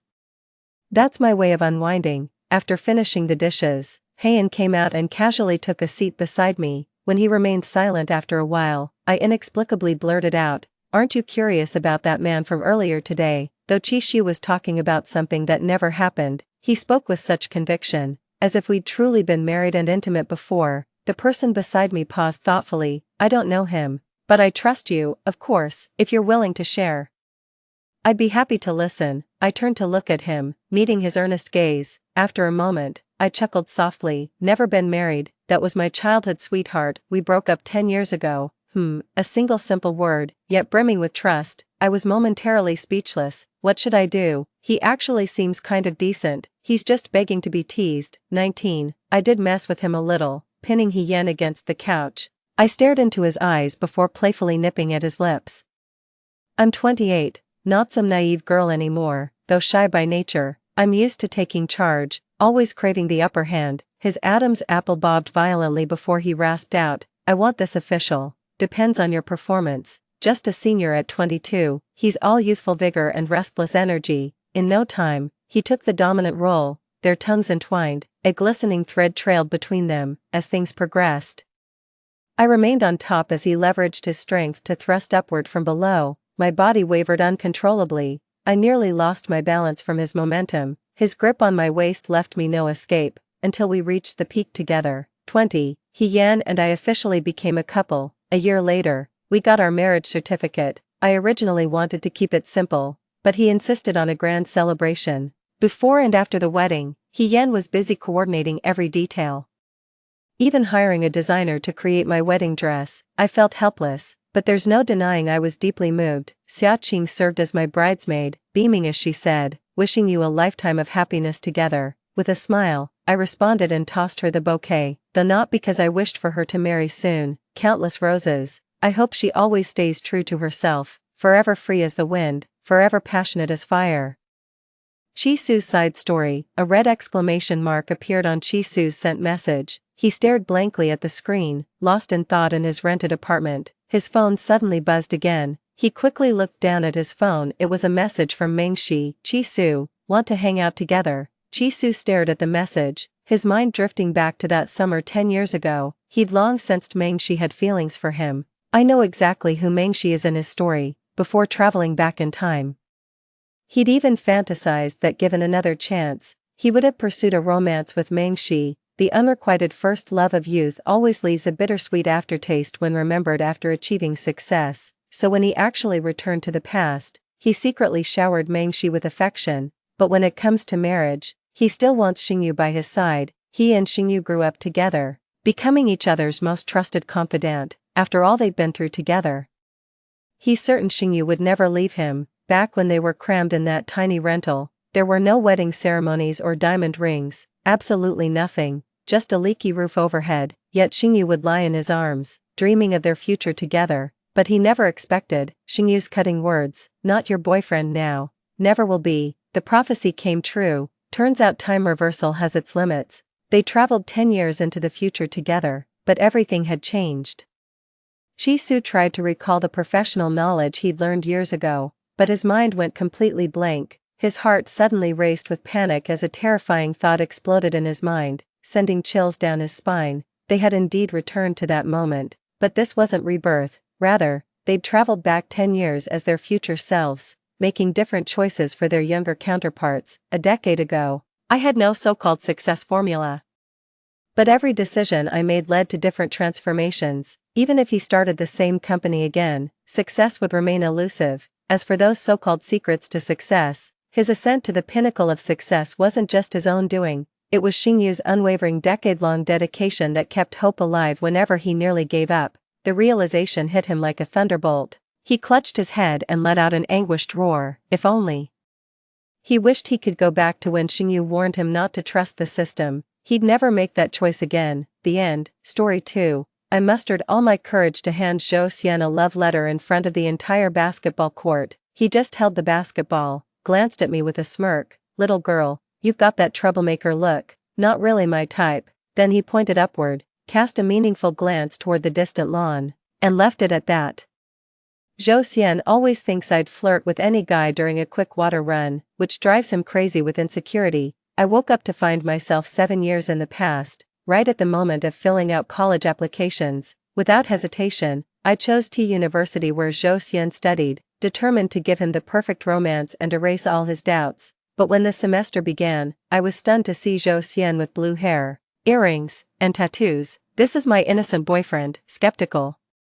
I gripped the railing and stood on tiptoe to peer inside. Zhou Xian happened to circle back near me, raising an intrigued eyebrow as he asked, "Looking for someone?" Knowing him, that eyebrow raise was his tell for interest. That instant, I knew without doubt, this was Zhou Xian. "Zhou Xian," I said, staring at him with a teasing smile. The whole basketball court had their eyes on us, the atmosphere instantly electric. "Damn, Xian, you're killing it." But somehow, the light in Zhou Xian's eyes dimmed slightly. He glanced at my luggage and said dismissively, "Shouldn't freshmen be at orientation? So, can I get your number?" It was my first time hitting on someone. Even though this guy would eventually become my boyfriend, I still felt awkward. Zhou Xian casually lifted the hem of his jersey to wipe the sweat off his face, left my phone behind. Next time, his tone was almost playful. And it wasn't until I'd walked halfway across campus that I realized I'd just been rejected. 2 hours later, with everything sorted, I stubbornly circled back to the basketball court, determined to ask Zhou Xian for his WeChat again. Who knows, it's probably rush hour between classes right now. A crowd of girls had gathered around the basketball court to watch. Zhou Xian was taking a halftime break, surrounded by a group of girls. He flashed a careless smile, casually accepting the drink a girl handed him and twisting it open to take a sip, not the slightest bit shy, nor aloof in any way, keeping people at arm's length, close enough to tempt, yet forever just out of reach. I gripped the court entrance railing, frozen in place. Zhou Xian's college years weren't meant to include me, so he'd be with others, maybe more than one. I had to watch helplessly as Zhou Xian, who should have been mine, embraced and kissed someone else, maybe even. My vision blurred. "Hey Zhou Xian, that cute junior's back again, you've got game." Someone spotted me and shouted across the basketball court to Zhou Xian, who was surrounded by admirers. Zhou Xian set down his water bottle and looked over, arching a sculpted brow with a mix of exasperation and amusement. Can't let him be with someone else. After confirming this thought, I jogged over. Zhou Xian, since you don't have your phone, can I add your friend and have them share your contact? Zhou Xian lowered his eyelids slightly, giving me an unfriendly glance. Wait. With that, he walked toward the pile of backpacks, picked up a black one, pulled out his phone and came back. Scan. So you lied just to reject me. I kept my eyes on my phone as I unlocked it and opened WeChat. Not even bothering to look at him, Zhou Xian accepted my friend request with a single word, forgot, the laziest excuse, delivered without a shred of remorse. After tagging him as future boyfriend and composing myself, I flashed him a sweet smile. Zhou Xian, since it's my first day here, how about showing me the cafeteria, or if you're busy, maybe one of your friends could give me the tour. His Adam's apple bobbed, a telltale sign of impatience. Surprisingly, he agreed. Fine. Walking beside him, I asked curiously, what does that Morse code tattoo on your lower back mean? Stay away from women, or you'll bring misery upon yourself. Really? Could have fooled me. You were handling that crowd of women like a natural just now. My voice dripped with undisguised jealousy. Bullshit, Zhou Xian scoffed. You actually bought that. Truth is, I'm quite the player. Still wanna mess with me? My heart gave a painful twinge. I'm done playing with you. He just chuckled nonchalantly at my words and gave my shoulder a light nudge. We're here, go on in. Xian Zhou still ate with the same refined manners he'd have 7 years later. Lost in thought about why he was acting this way now, I didn't even notice someone had joined us. Bro Xian, weren't you just saying you weren't interested in that girl at the basketball court? Now you're having meals together. A fair-skinned guy in black clothes winked suggestively at Zhou Xian. You're so clingy. Zhou Xian shot me a glance, though I knew he was teasing me. His words somehow wrapped around me like an endearment. This is insane. How about joining your Xian Gij for some bar hopping tonight, little sister? I looked up at him and nodded with a smile. Absolutely, thanks for the invite, senior. No need to call me senior, I'm Chen Fong. He had that playful air about him, locking eyes with a gaze that carried unspoken implications. I nodded without responding, but clearly, Zhou Xian, who always thought I was trouble when we were together, had felt the same way 7 years ago. He smirked mockingly. Little miss. Did I say I was leaving? If you're not going, then neither am I. Zhou Xian, how could you even doubt me? You call others senior, but with me, you're all casual. Nice double standard, Gij. I said it without hesitation, meeting his gaze directly, completely unembarrassed. He loved when I called him that, at least he did 7 years later when we got together. Sure enough, Zhou Xian narrowed his eyes. That non-existent tail of his perking up behind him, swaying with smug arrogance. So, big bro, hitting the bar tonight. Truth be told, I kinda hoped he'd go. Liquid courage makes things easier. I'm in. Chen Fong listened to the entire conversation and burst into a cocky laugh. Zhou Xian kicked his chair leg in irritation. So you're still interested in me, aren't you? Then why turn me down? Playing hard to get, too. Zhou Xian's group booked a private room. Without hesitation, I took the seat next to him and joined their round of King's Game, a numberless version of King's Game.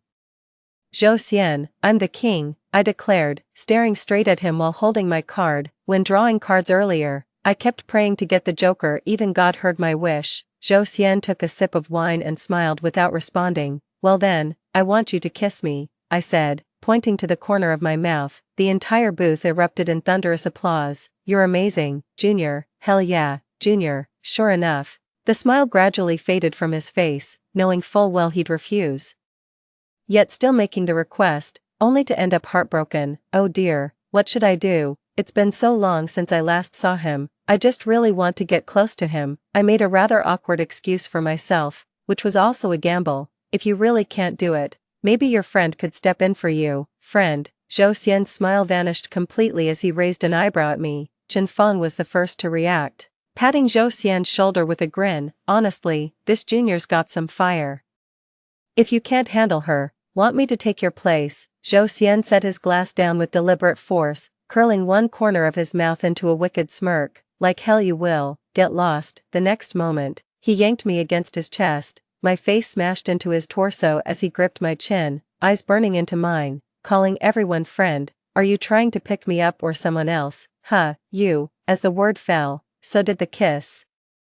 The way he moved made me think he'd try to destroy me like in my memories, yet all I got was a feather-light kiss, so faint it made me wonder if his thin lips even touched me at all. The air between us caught fire. The king's turn went to Chen Feng. "Zhou Xian, why not let the little lady sit on your lap for this round?" Chen Feng grinned around his cigarette. Before I could react, Zhou Xian downed his glass in one go, pale liquor tracing a tantalizing yet painful path down his jawline. He wordlessly poured and drained another glass before I finally spoke. "But I'd rather sit on your lap. I'm not drinking. Defying the king's orders means drinking 2 penalty cups."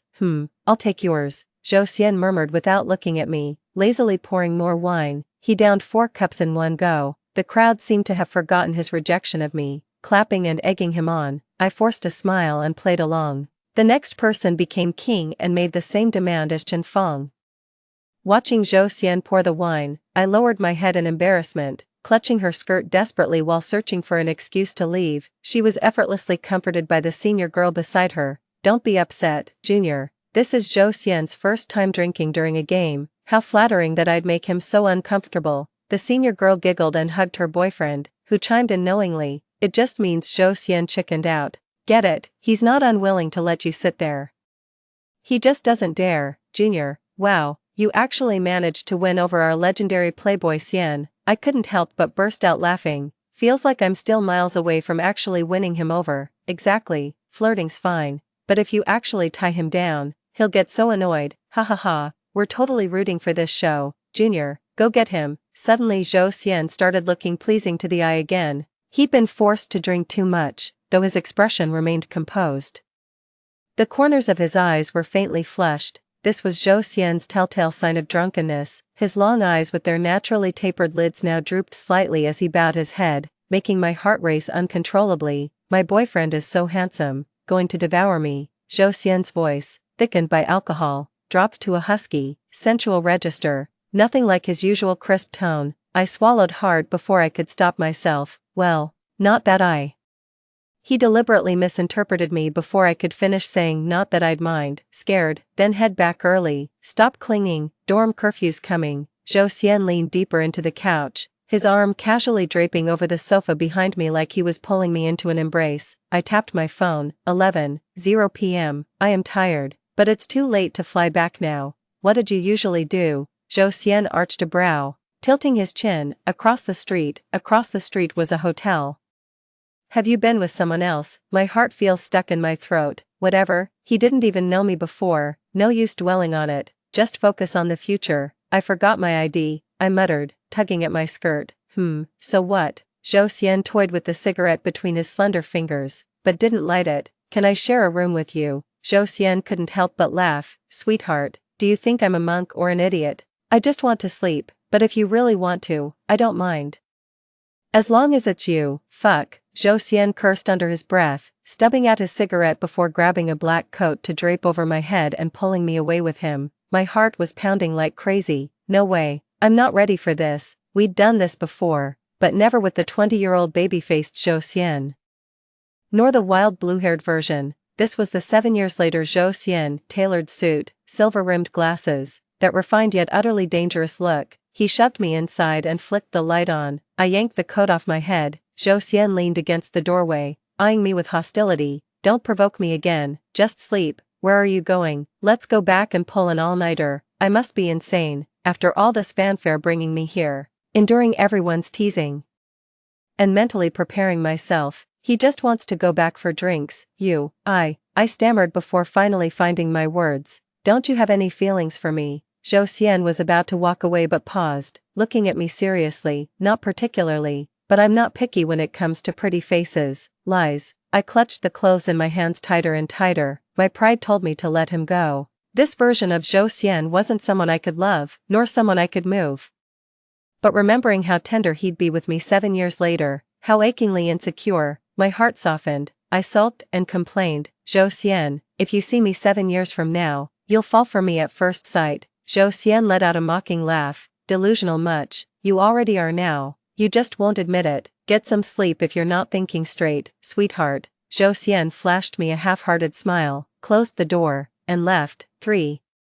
The weather's rather gloomy today as our department conducts military training on the basketball court. I was completely distracted, my gaze constantly drifting to the adjacent basketball court. Hey, you there, seventh in the third row, what are you staring at? Found something fascinating. The instructor had clearly noticed my distraction, reporting, "Sir, I'm looking at my future boyfriend." Zhou Xian's three-pointer went wide. Our whole department and his buddies were cracking up. Xian, I've never seen a girl this gorgeous and badass at the same time. Just say yes already. Zhou Xian passed the ball. Stop yapping and play. The drill instructor was speechless yet amused by me. These young girls nowadays are quite bold. He smiled kindly, then abruptly turned stern. Just because your boyfriend's watching means you can slack off. 30 squats. Now, after dutifully completing the squats, I stood waiting for the instructor's verdict. But he just waved me back into formation.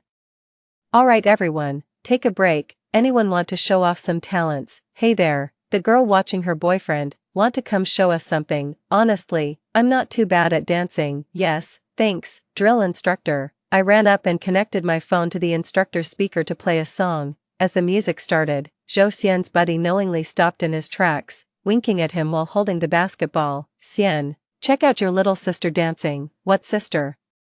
Zhou Xian leaned against the basketball hoop post, watching half-heartedly. Since when does a sweetheart not count as a sister? Humph. After the dance, the classmates gave enthusiastic applause. Zhou Xian's friends joined in the cheering too, while Zhou Xian himself just gave a couple of perfunctory claps, using getting water as an excuse. I ran up to him and asked, "How was my dance?" "Mediocre." "Mediocre how?" "It was clearly amazing." Zhou Xian chuckled, his gaze drifting downward.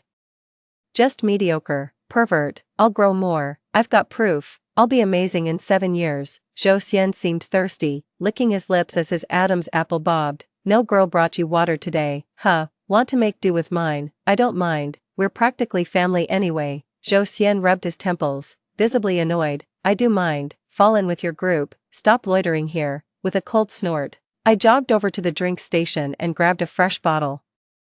I never expected to run into Zhou Xian today, and I don't even remember buying an extra drink. Everything felt so natural and perfectly logical. Smiling, I walked over and said, "I brought this for you. From now on, with me around, you'll never have to endure hardship, thirst, or hunger, nor feel obliged to accept favors from other girls that'd only weigh on your conscience." With that, I shoved it into his arms. Waving at him, Zhou Xian clicked his tongue.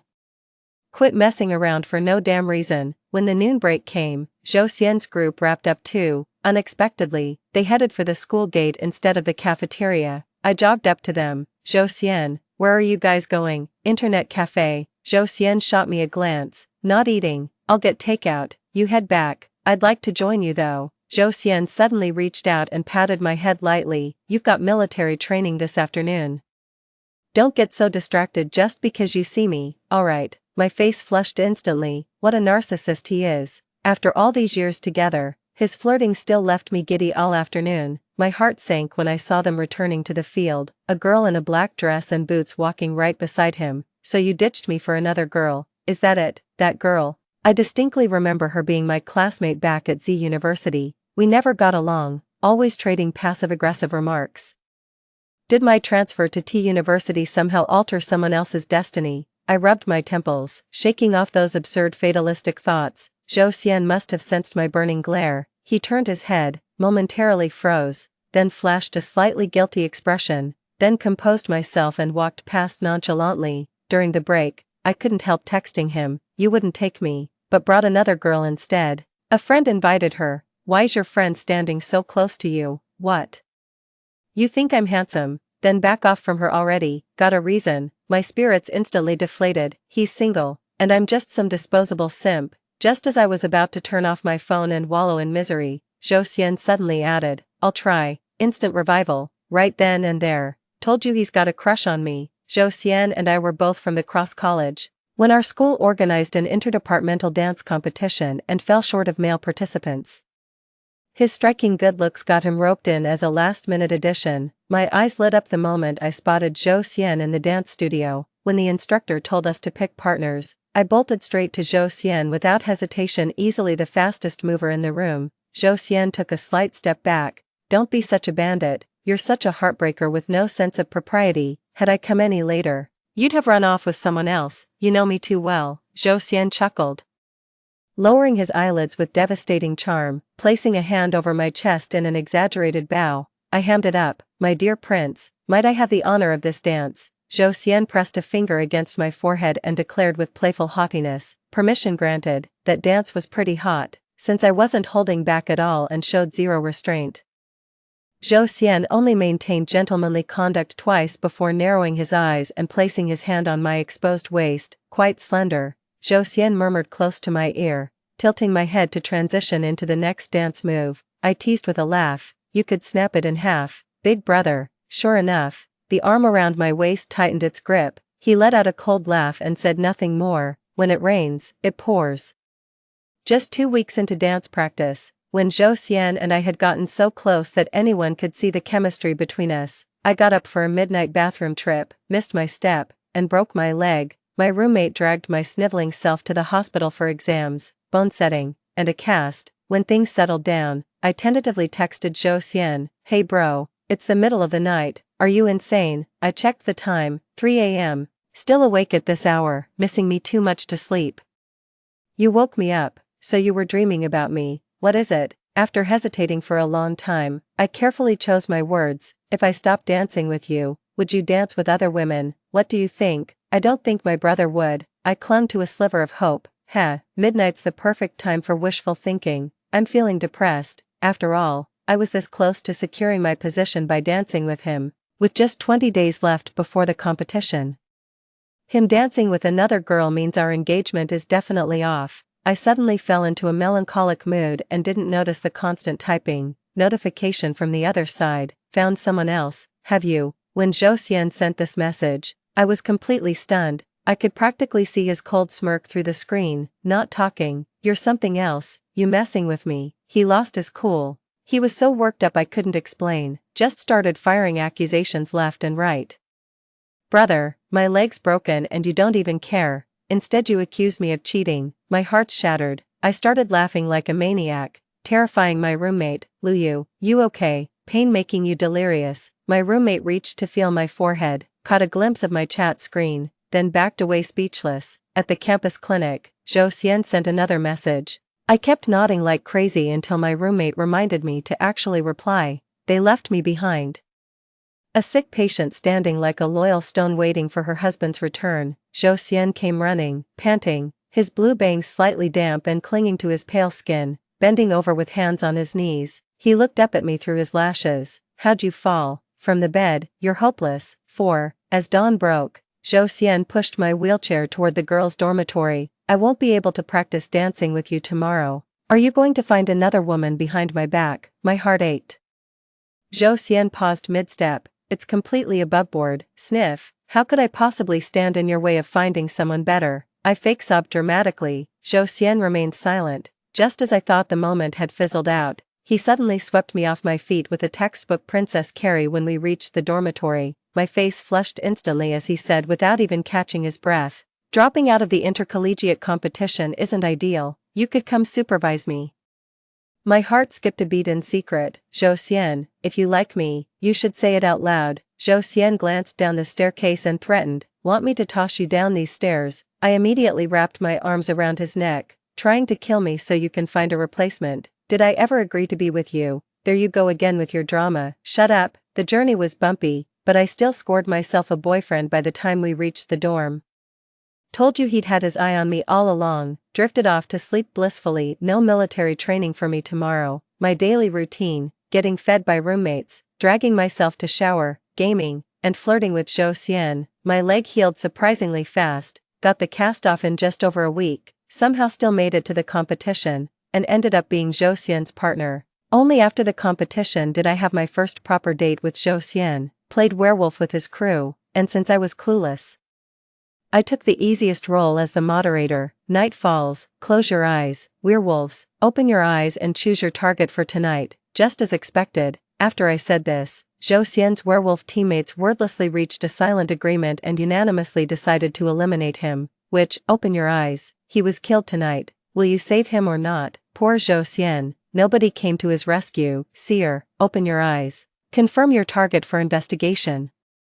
Watching Zhou Xian open his eyes beside me, I pointed a finger gun at his head. then leaned in with a grin to whisper breathlessly in his ear, "Bang, you're dead, darling seer." Zhou Xian narrowed his eyes, tilting his head to claim my lips. In the silent room where everyone kept their eyes shut, Zhou Xian surprised me with a dominant, possessive kiss. My heart was pounding so hard it nearly leapt out of my chest as I straightened up abruptly. "Please confirm your target for inspection." After Zhou Xian confirmed the target, I declared his death at daybreak. He looked up at me and couldn't suppress a laugh. His pitch-black eyes sparkled like stars. Who would have thought that the fair and loving god would show favoritism to him alone when night fell? Chen Fang took a drag of his cigarette and sneered, "Dead and still throwing up couple crap. Might as well meet God in heaven sooner rather than later." Zhou Xian chuckled, resting his arm on the back of my chair. "Disgusting." I cleared my throat. Ahem. Player 7, no off-topic discussions please. Fuck. Player 7. Chen Fang cursed with a laugh. Though our first date was a group hangout, I still had a great time. When Zhou Xian walked me back to the dorm, he pulled a small box from his pocket. "What's this, a gift? Oh, I completely forgot to get you something. I knew you'd be heartless." Zhou Xian smirked and ruffled my hair. "Go on up, but this isn't right. I feel terrible for not getting you anything." Zhou Xian leaned in close, his eyes locked on mine, as his thin lips drew nearer. Just when I thought he was about to kiss me, he suddenly murmured, "Already gave you one." When I blinked in confusion, during werewolf, his cheeks flushed, my face burned too. This honeymoon phase lasted about 3 months, and bizarrely, I somehow developed a supernatural ability, dreams come true, like when I dreamed my roommate failed a course.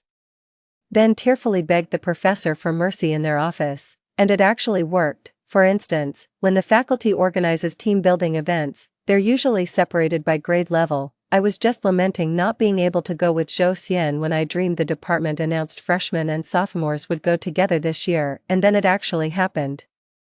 Once on the bus, I clung to Zhou Xian. "Gidge, I was just wishing we could go together this year, and now we really are. See, we're meant to be." Zhou Xian lifted his eyelids to glance at me. "This clingy. Oh, so you don't want me clinging to you? Planning to sneak around with someone else behind my back?" He ruffled my hair and chuckled. "Quite the imagination you've got there." I leaned against his shoulder and dozed off, ignoring him completely. Maybe because of that conversation, I ended up dreaming of a scenario where I wanted to strangle Zhou Xian. The mountains were shrouded in mist when suddenly a downpour hit. Zhou Xian and I got separated, only for me to find him later embracing a woman whose soaked blouse turned nearly transparent. I was so mad it jolted me awake. Zhou Xian noticed my expression and touched my forehead. "What's wrong? You cheated on me in my dream." "Ha, guilty conscience much?" Zhou Xian withdrew his hand with a cold smirk. "What?"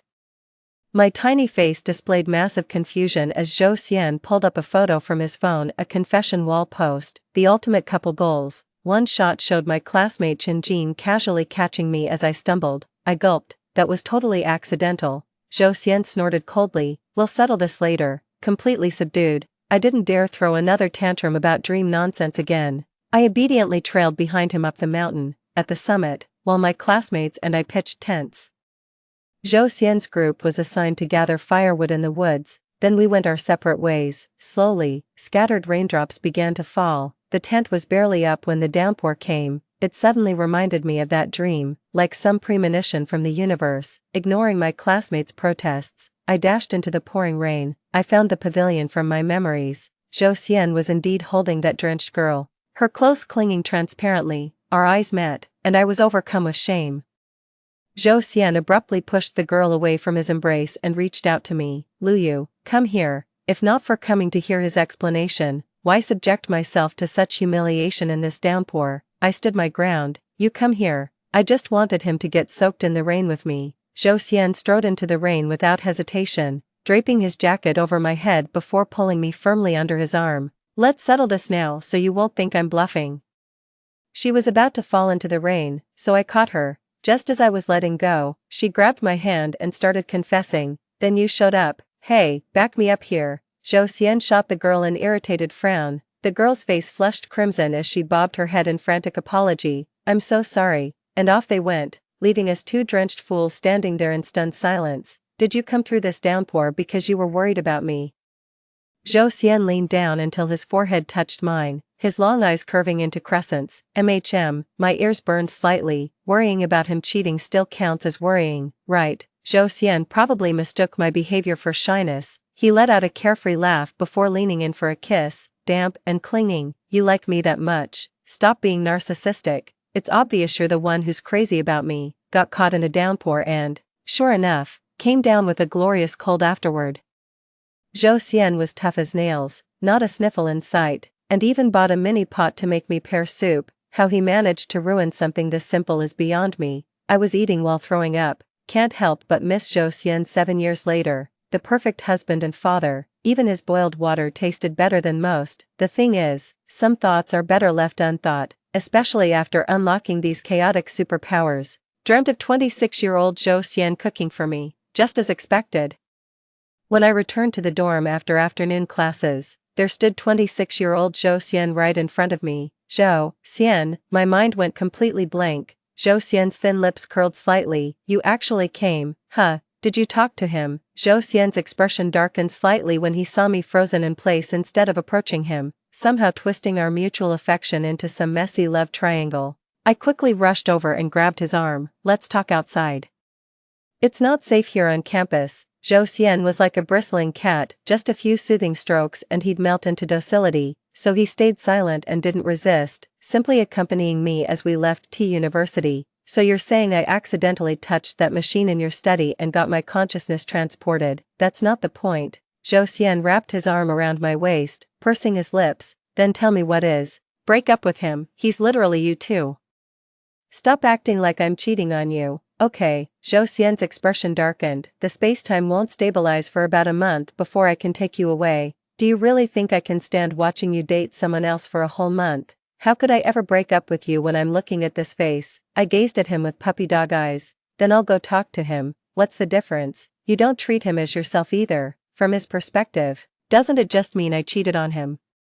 Zhou Xian seemed incredulous, turning to stare at me with his thin lips pressed into a tight line. You feel sorry for him? Well, I'm the one wronged here. My mind was wound tight like a coiled spring. One wrong word and I'd be done for. It's always you I care about. Just give me some time, I'll make things clear with him. I took his hand and gently kissed his slender fingers. Zhou Xian's lashes fluttered slightly, but alas, my charm still failed to move him. 3 days, 3 days. 3 days is too short. How about a week? I was the one who pursued him, and now I'm supposedly dumping him. Ridiculous, as if I'd actually let go. I'm just pretending to comply while secretly keeping him. A month only has 4 weeks. Do you really think that's possible? After we leave in a month, time and space will erase all traces of you. He'll forget you. Everyone here will forget you. Only I won't, understand? Zhou Xian withdrew his hand from mine and tilted my chin up with just the right pressure. I nuzzled obediently against his palm and murmured, okay. He seems satisfied now. Zhou Xian showed up with nothing. No ID, no money. I rented him a studio near campus and transferred him some funds. My little canary. Class is starting. I've got to go. Zhou Xian braced against the doorframe, pulling me into a one-armed embrace before kissing me. Still treating him like your lawful husband? No.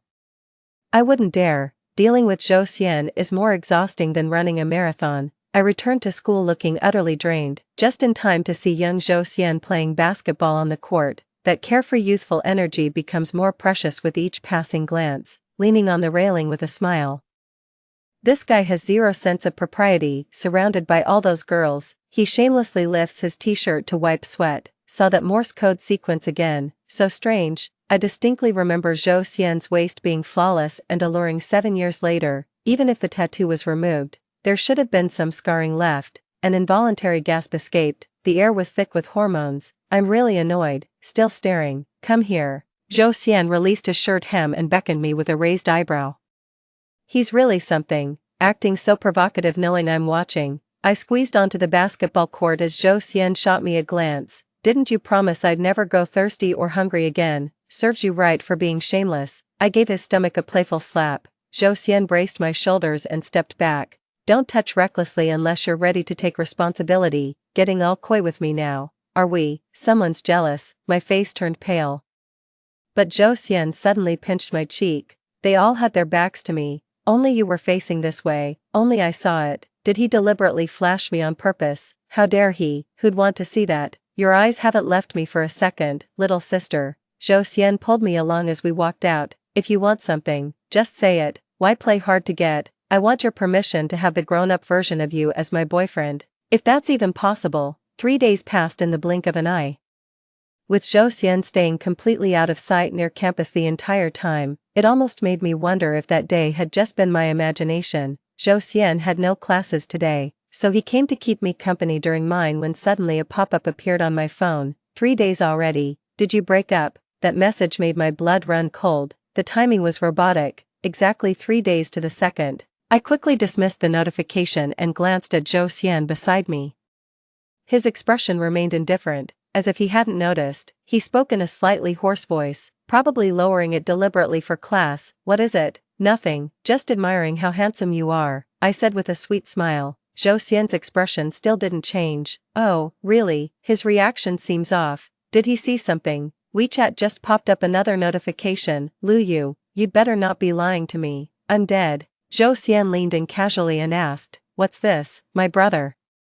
Lover boy, Zhou Xian finally smirked, curling just one side of his lips in a wild, mocking grin. Blood brother, you're the only one who gets to be my lover, I said without batting an eye, laying on the sweet talk. Zhou Xian's expression softened slightly as he let out a haughty humph. Bought some time for now. Both Zhou Xians are so sharp. How am I supposed to survive this month? Points, can't bear to let go. What a mess. 5. During the bathroom break between classes, I ducked into the women's restroom to call 26-year-old Zhou Xian. Just finished class. We broke up. After a pause, he replied, you're lying. My heart skipped a beat. You don't believe me? I do. I smiled contentedly. I've got class this afternoon. Freshman year keeps me busy, you know. How about dinner tonight? You could go explore on your own. Treat it like a mini vacation. Without you, everything's so dull. I don't even feel like going anywhere, Zhou Xian mumbled, and just like that, my sweet innocent boyfriend was back. After calming him down, I stepped outside only to find young Zhou Xian leaning against the wall, basking in the sun while scrolling through his phone. Having two lovers really isn't as enjoyable as people think. Little Zhou Xian remained in low spirits throughout lunch. It all came to a head when he showed up at my place that evening. What's up? Zhou Xian towered over me with his long legs and icy demeanor, his sidelong glance sending a slight chill down my spine. Why so grumpy? I'll make it up to you tomorrow. It's just one dinner. I already promised my roommate today. I laced my fingers through his and gave a gentle tug. He tightened his grip and chuckled. Like I care. Go have fun without me. When I rushed to the apartment across from campus, Zhou Xian opened the door before I could knock, like we shared some psychic connection. What an incredible coincidence. Telepathy, yeah. Was waiting for you. Zhou Xian smiled and stepped aside, carrying groceries inside. I said, let me cook for you. We'll eat at home. While part of me wanted to cook for him, I really didn't feel like going out. The difference between Zhou Xian now and 7 years later was striking. You'd never guess they were the same person at a glance. I'd hate to end up on the confession wall accused of two-timing. I'd just tied my apron when the knocking came. My gut screamed danger. I rushed to the door and peeked through the peephole. Sure enough, it was young Zhou Xian. His expression was terrifyingly cold. Seeing my reaction, Zhou Xian behind the door immediately guessed the situation. Open the door, Zhou Xian murmured, sliding an arm around my waist from behind with deliberate slowness, his tone laced with suppressed irritation. No way. What if you two get quantum entangled and experience decoherence? I'd lose my husband, I teased, deliberately calling him hubby to dodge the issue. Zhou Xian narrowed his eyes. You really want to debate physics with me? Then let's not talk physics. How about we discuss human nature, or feelings, or better yet, explain where you found the audacity to two-time us. If you hadn't kept doubting I'd abandon you when we were together, I wouldn't have needed to mess with him in the first place. I finally decided to turn the tables. Zhou Xian's slender brows furrowed slightly with confusion. Did I? Don't scare me like this. The hairs on my neck stood on end. I was genuinely terrified. It never crossed my mind to question why I'd traveled back 7 years, whether this was truly just an accident. Before I could ponder further, the knocking grew louder. Lu Yu, come out. Untying the apron, I calmed the pensive Zhou Xian with a glance before stepping out. Young Zhou Xian shot me a look, his voice dripping with sarcasm.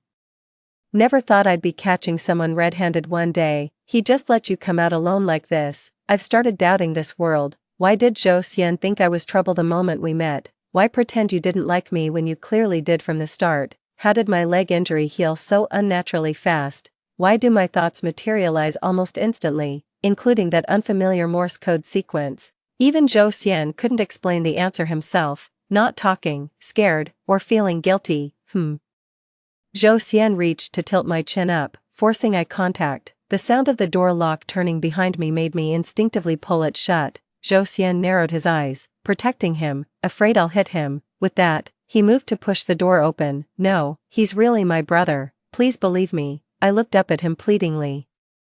Zhou Xian's Adam's apple bobbed as he replied in a hoarse voice, Lu Yu, do I look like an idiot to you? You really don't trust me. I clutched at the hem of his shirt. I can't let them meet now. Even if seduction won't work, I'll have to try it anyway. We've got to eliminate all unpredictable variables. My whole worldview's crumbling. Who knows if meeting in person would trigger quantum decoherence like my bullshit theory suggested, making one of the Zhou Xians just vanish into thin air. His hand dropped limply as he cursed under his breath with palpable irritation. God damn it, I'm such a fucking masochist. With that, he yanked me along rather roughly. I'll trust you this once. Try that again, Zhou Xian warned, his grip tightening around my wrist. A sudden pang of bitterness welled up in my heart. I couldn't help but throw myself into his arms. I knew what he offered wasn't trust, it was dignity. Zhou Xian kissed me with a desperate, possessive yet vulnerable intensity, crushing me against him as if trying to fuse our very bones. Don't leave me, his whisper at my ear scattered with the wind. I managed to stop Zhou Xian, but not the other one behind the door, leaning against the stair rail with hands in pockets. His silver-rimmed glasses softened the razor-sharp intensity of his gaze. Zhou Xian froze completely when he saw him. You're using me as a substitute. His face turned deathly pale, even his thin lips losing all color. Seriously? Masterclass in comprehension. I haven't explained yet. Zhou Xian spoke up coldly, with barely contained hostility. If you know how things stand, why aren't you leaving? What are you still hanging around for? He's quite the actor. My wrist ached from his grip, and as I instinctively tried to pull away, young Zhou Xian loosened his hold. If she really liked you, she wouldn't have come to me, let alone be standing by my side now. Now it was the other side's turn to go pale, since he already knows. There's no point holding back, come here. Zhou Xian stopped looking at his younger self, shifting the pressure onto me. With things still unclear, Zhou Xian actually understood the situation best. I should go with him, yet the person standing beside me was so fragile, so heartbreakingly young. It just makes people reluctant to see him bear too much. I'll head back to campus first, we'll talk later. Gritting my teeth, I blurted this out before dragging little Zhou Xian away. I ignored the unmistakable, burning gaze of abandonment behind me. Little Zhou Xian still got away with it thanks to his youth. After all, I'm 25 now, should have learned to care for the vulnerable. Zhou Xian stayed silent the whole way to campus, so I pulled him down to sit with me on Lover's Slope. Haven't had dinner yet. Zhou Xian braced his hands against the grass, expression turning icy. Did I starve you? Damn intense, given Zhou Xian's temper. The fact that he's sitting here quietly already moves me deeply. Don't think I'm full of lies, but what I'm about to say is true. I cleared my throat and cupped his face. After what felt like an eternity, Zhou Xian finally found his voice. That's me. He seemed to despise becoming that refined but rotten type. Are you his girlfriend? I tugged at his hand. And yours too. Zhou Xian let out a derisive snort, but he didn't say anything more, nor did he show any doubt.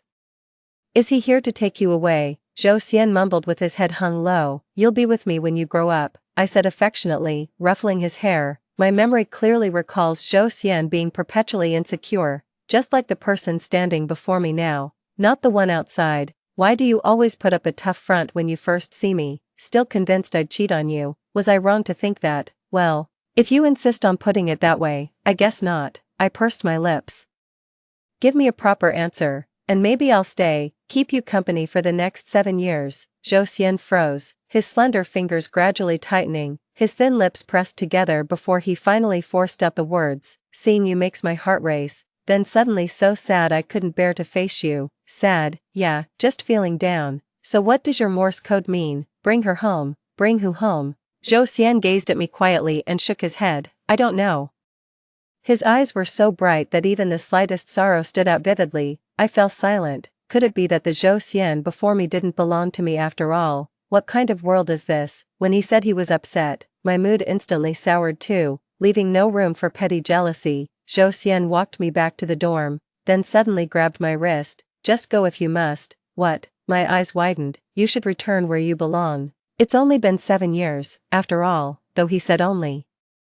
His eyes were already glistening. 6. Zhou Xian never saw me again, even outside campus. Zhou Xian was throwing a little tantrum. I sat beside him, yet felt no urge to comfort him. When he first arrived, I'd felt such warmth and affection, but after that day, my feelings took on a strange new quality. Lu Yu, is admitting your changed heart so difficult? Zhou Xian loomed over me with icy detachment. He finally broke the silence. Is this really what comes out of my mouth? Have I changed my heart? Did I fall for the younger version of him? I wanted to protest. No, I didn't. Zhou Xian suddenly leaned in, pinning me down with a fierce glare. Liar. The corners of his eyes were slightly reddened, his gaze heavy with suppressed anguish. He stood too close, his presence overwhelmingly aggressive, yet it pierced my heart so sharply that I instinctively turned away. But it's still you. His grip slackened as Zhou Xian grew dazed. You've really fallen out of love. A sudden hollowness washed over me. This is someone I've been with for a long time. 7 years later, we were deeply in love. We what? Why can't I recall even a shred of sweetness, not a single memory of those 7 years? I only know I love him, but can't find a reason why. I reached out to touch him, but he dodged. Even if he's my past self, I can't go back. I'm 26 now. Besides, he's not me. I was stunned. What? Zhou Xian exuded a heartbreaking air of despondency, his entire being radiating a pitiable, "You were in a car accident and lost consciousness. I developed a machine to reactivate awareness. All of this is your imagination, trapping you in this mental world. I came to take you away, yet you fell for a projection of your own mind. So who is this person in reality? Your college sweetheart." His voice was ice cold, and so was my heart. Was any of this real? No wonder I can't remember anything about us 7 years later. And it didn't even feel strange, so none of it was real. My consciousness had been frozen long ago. You said something completely different when you first arrived. To fully synchronize with your consciousness, I'll have to sacrifice some memories, even if I can't remember. I'll stay here with you. I couldn't hold back anymore. I threw my arms around him, tears streaming down his back. I'm sorry, I want to stay with you, but I need you to wake up more. Zhou Xian's voice was hoarse, barely recognizable, yet his hand still moved gently across my back, soothing and tender. I shouldn't be stuck here. Since this is all just a world of consciousness, there are no rules left to follow. I need time to process these truths. Spending my days basking in the apartment sunlight, no longer crossing to the school opposite. The reason I believed Zhou Xian's words so completely was this nagging feeling, like I'd already died once before. The sheer number of paradoxes left me no choice but to believe. The realization that this person meant to trap me made even the sunlight feel cold on my skin, rubbing my arms. Someone draped a coat over me, feeling cold. I shook my head. Zhou Xian reached out to touch my head, but I instinctively dodged. His hand froze midair, his pale skin almost translucent in the sunlight. I'll go make dinner, I said, fleeing like a startled deer, left alone in the icy sunlight, consumed by guilt and unease. Zhou Xian, the boyfriend I adored beyond measure, my future husband, who spent untold time and effort developing a machine to save me, even risking his life to enter my consciousness and pull me out. Yet now, I no longer loved him. In the battle between him and that other man, the moment I realized my bias would last till death, I came to the profound understanding that all affection for this person had withered away. Sitting across from Zhou Xian, his dining mannerisms remained achingly familiar, sleeves casually rolled halfway, every movement deliberate and refined, mirroring the cultured poise of our school days. How could this not be the same person? How could it all be an illusion? Yet something felt inexplicably off, plunging me into momentary disorientation. Just 2 more days and we can leave. If you want to break up, we can talk about it later, but nothing matters more than you waking up. Zhou Xian didn't look up, his tone deceptively calm, yet every word made me feel his pain. I couldn't bring myself to say I won't leave you, at least not like this, not to him, making him believe I'd stay out of pity rather than love. That would break him, crush his pride. My mental world remains incomplete where I haven't ventured. Leaving China would allow Zhou Xian to break the shackles and take me away, so on that day when spacetime stabilized, we rushed to the airport. The phone rang. It's Zhou Xian. He knew I was leaving today. We'd laid everything bare that night. He respected my decision completely, never reappeared, restraining himself so thoroughly that he felt vividly real. Someone I loved, not some fleeting illusion. Answer the call. Zhou Xian's pop-up notification flashed. I hesitated. Don't answer it. Zhou Xian beside me pressed down on my hand. Don't soften now, let's go home, Luyu. I turned off the screen and nodded. Zhou Xian was using little Zhou Xian's ID card. As we were about to board, young Zhou Xian, who somehow broke into the airport, was being chased by a group of security guards. Luyu, come back, he's lying to you. Young Zhou Xian rarely lost control like this, his face deathly pale, my heart twisted in pain. Your consciousness will do everything to keep you here. But it's time, let's go. Zhou Xian shot the younger version a grim look, suppressing his emotions as he comforted me. Turn around with the person beside me. No, Luyu, Luyu. Little Zhou Xian's voice sounded so pitiful behind me, each cry echoing like a lifetime. The next moment, I suddenly broke free from Zhou Xian and ran toward it, but he was already swallowed by the crowd, pushed through the boarding gate. Impossible. The one I love has always been him, from beginning to end.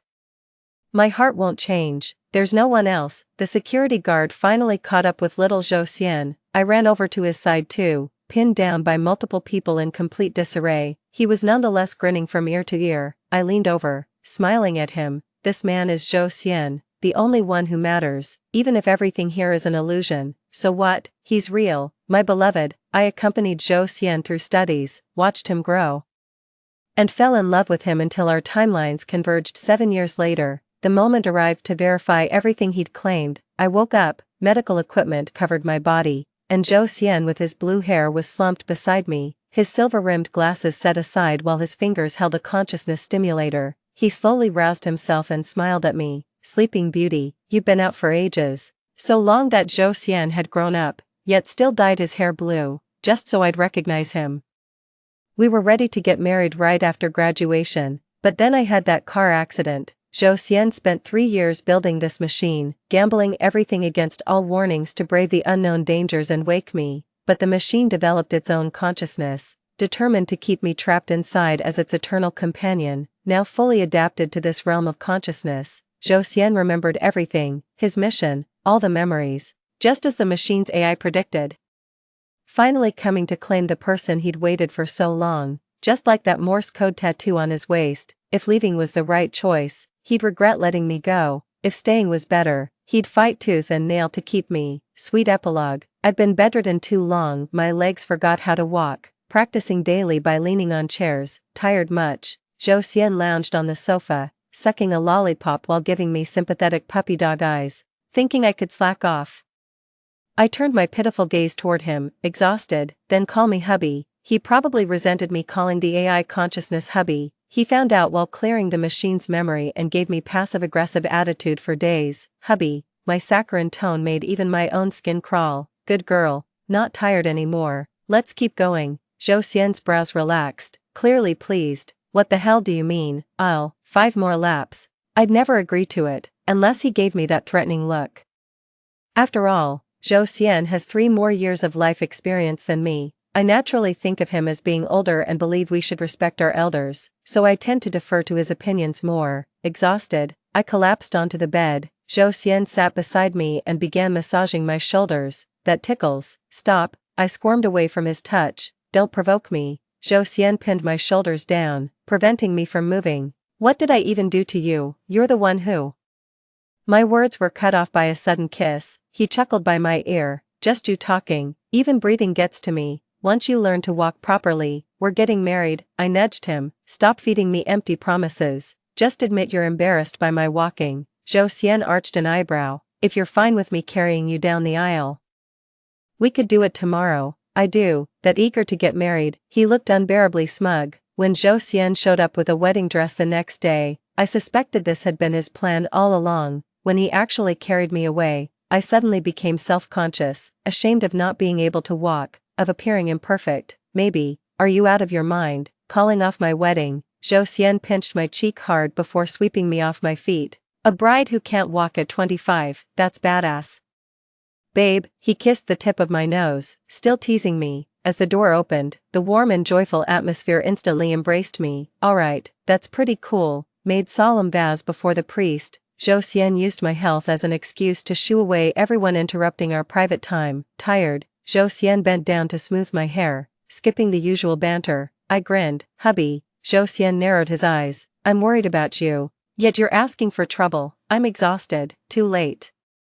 The night was pitch black, with complete silence blanketing everything. Zhou Xian held me close, his voice chilling and slightly trembling. Back then, I was truly terrified you'd leave with him, never been so terrified in my life. Just when I finally get to see you, it feels like everything's about to fall apart. I lifted myself halfway and pressed my lips to his. It won't. You should have known from that first walk together at the apartment entrance, Lu Yu would never leave Zhou Xian. The entire basketball court had their eyes on us, and the atmosphere instantly ignited.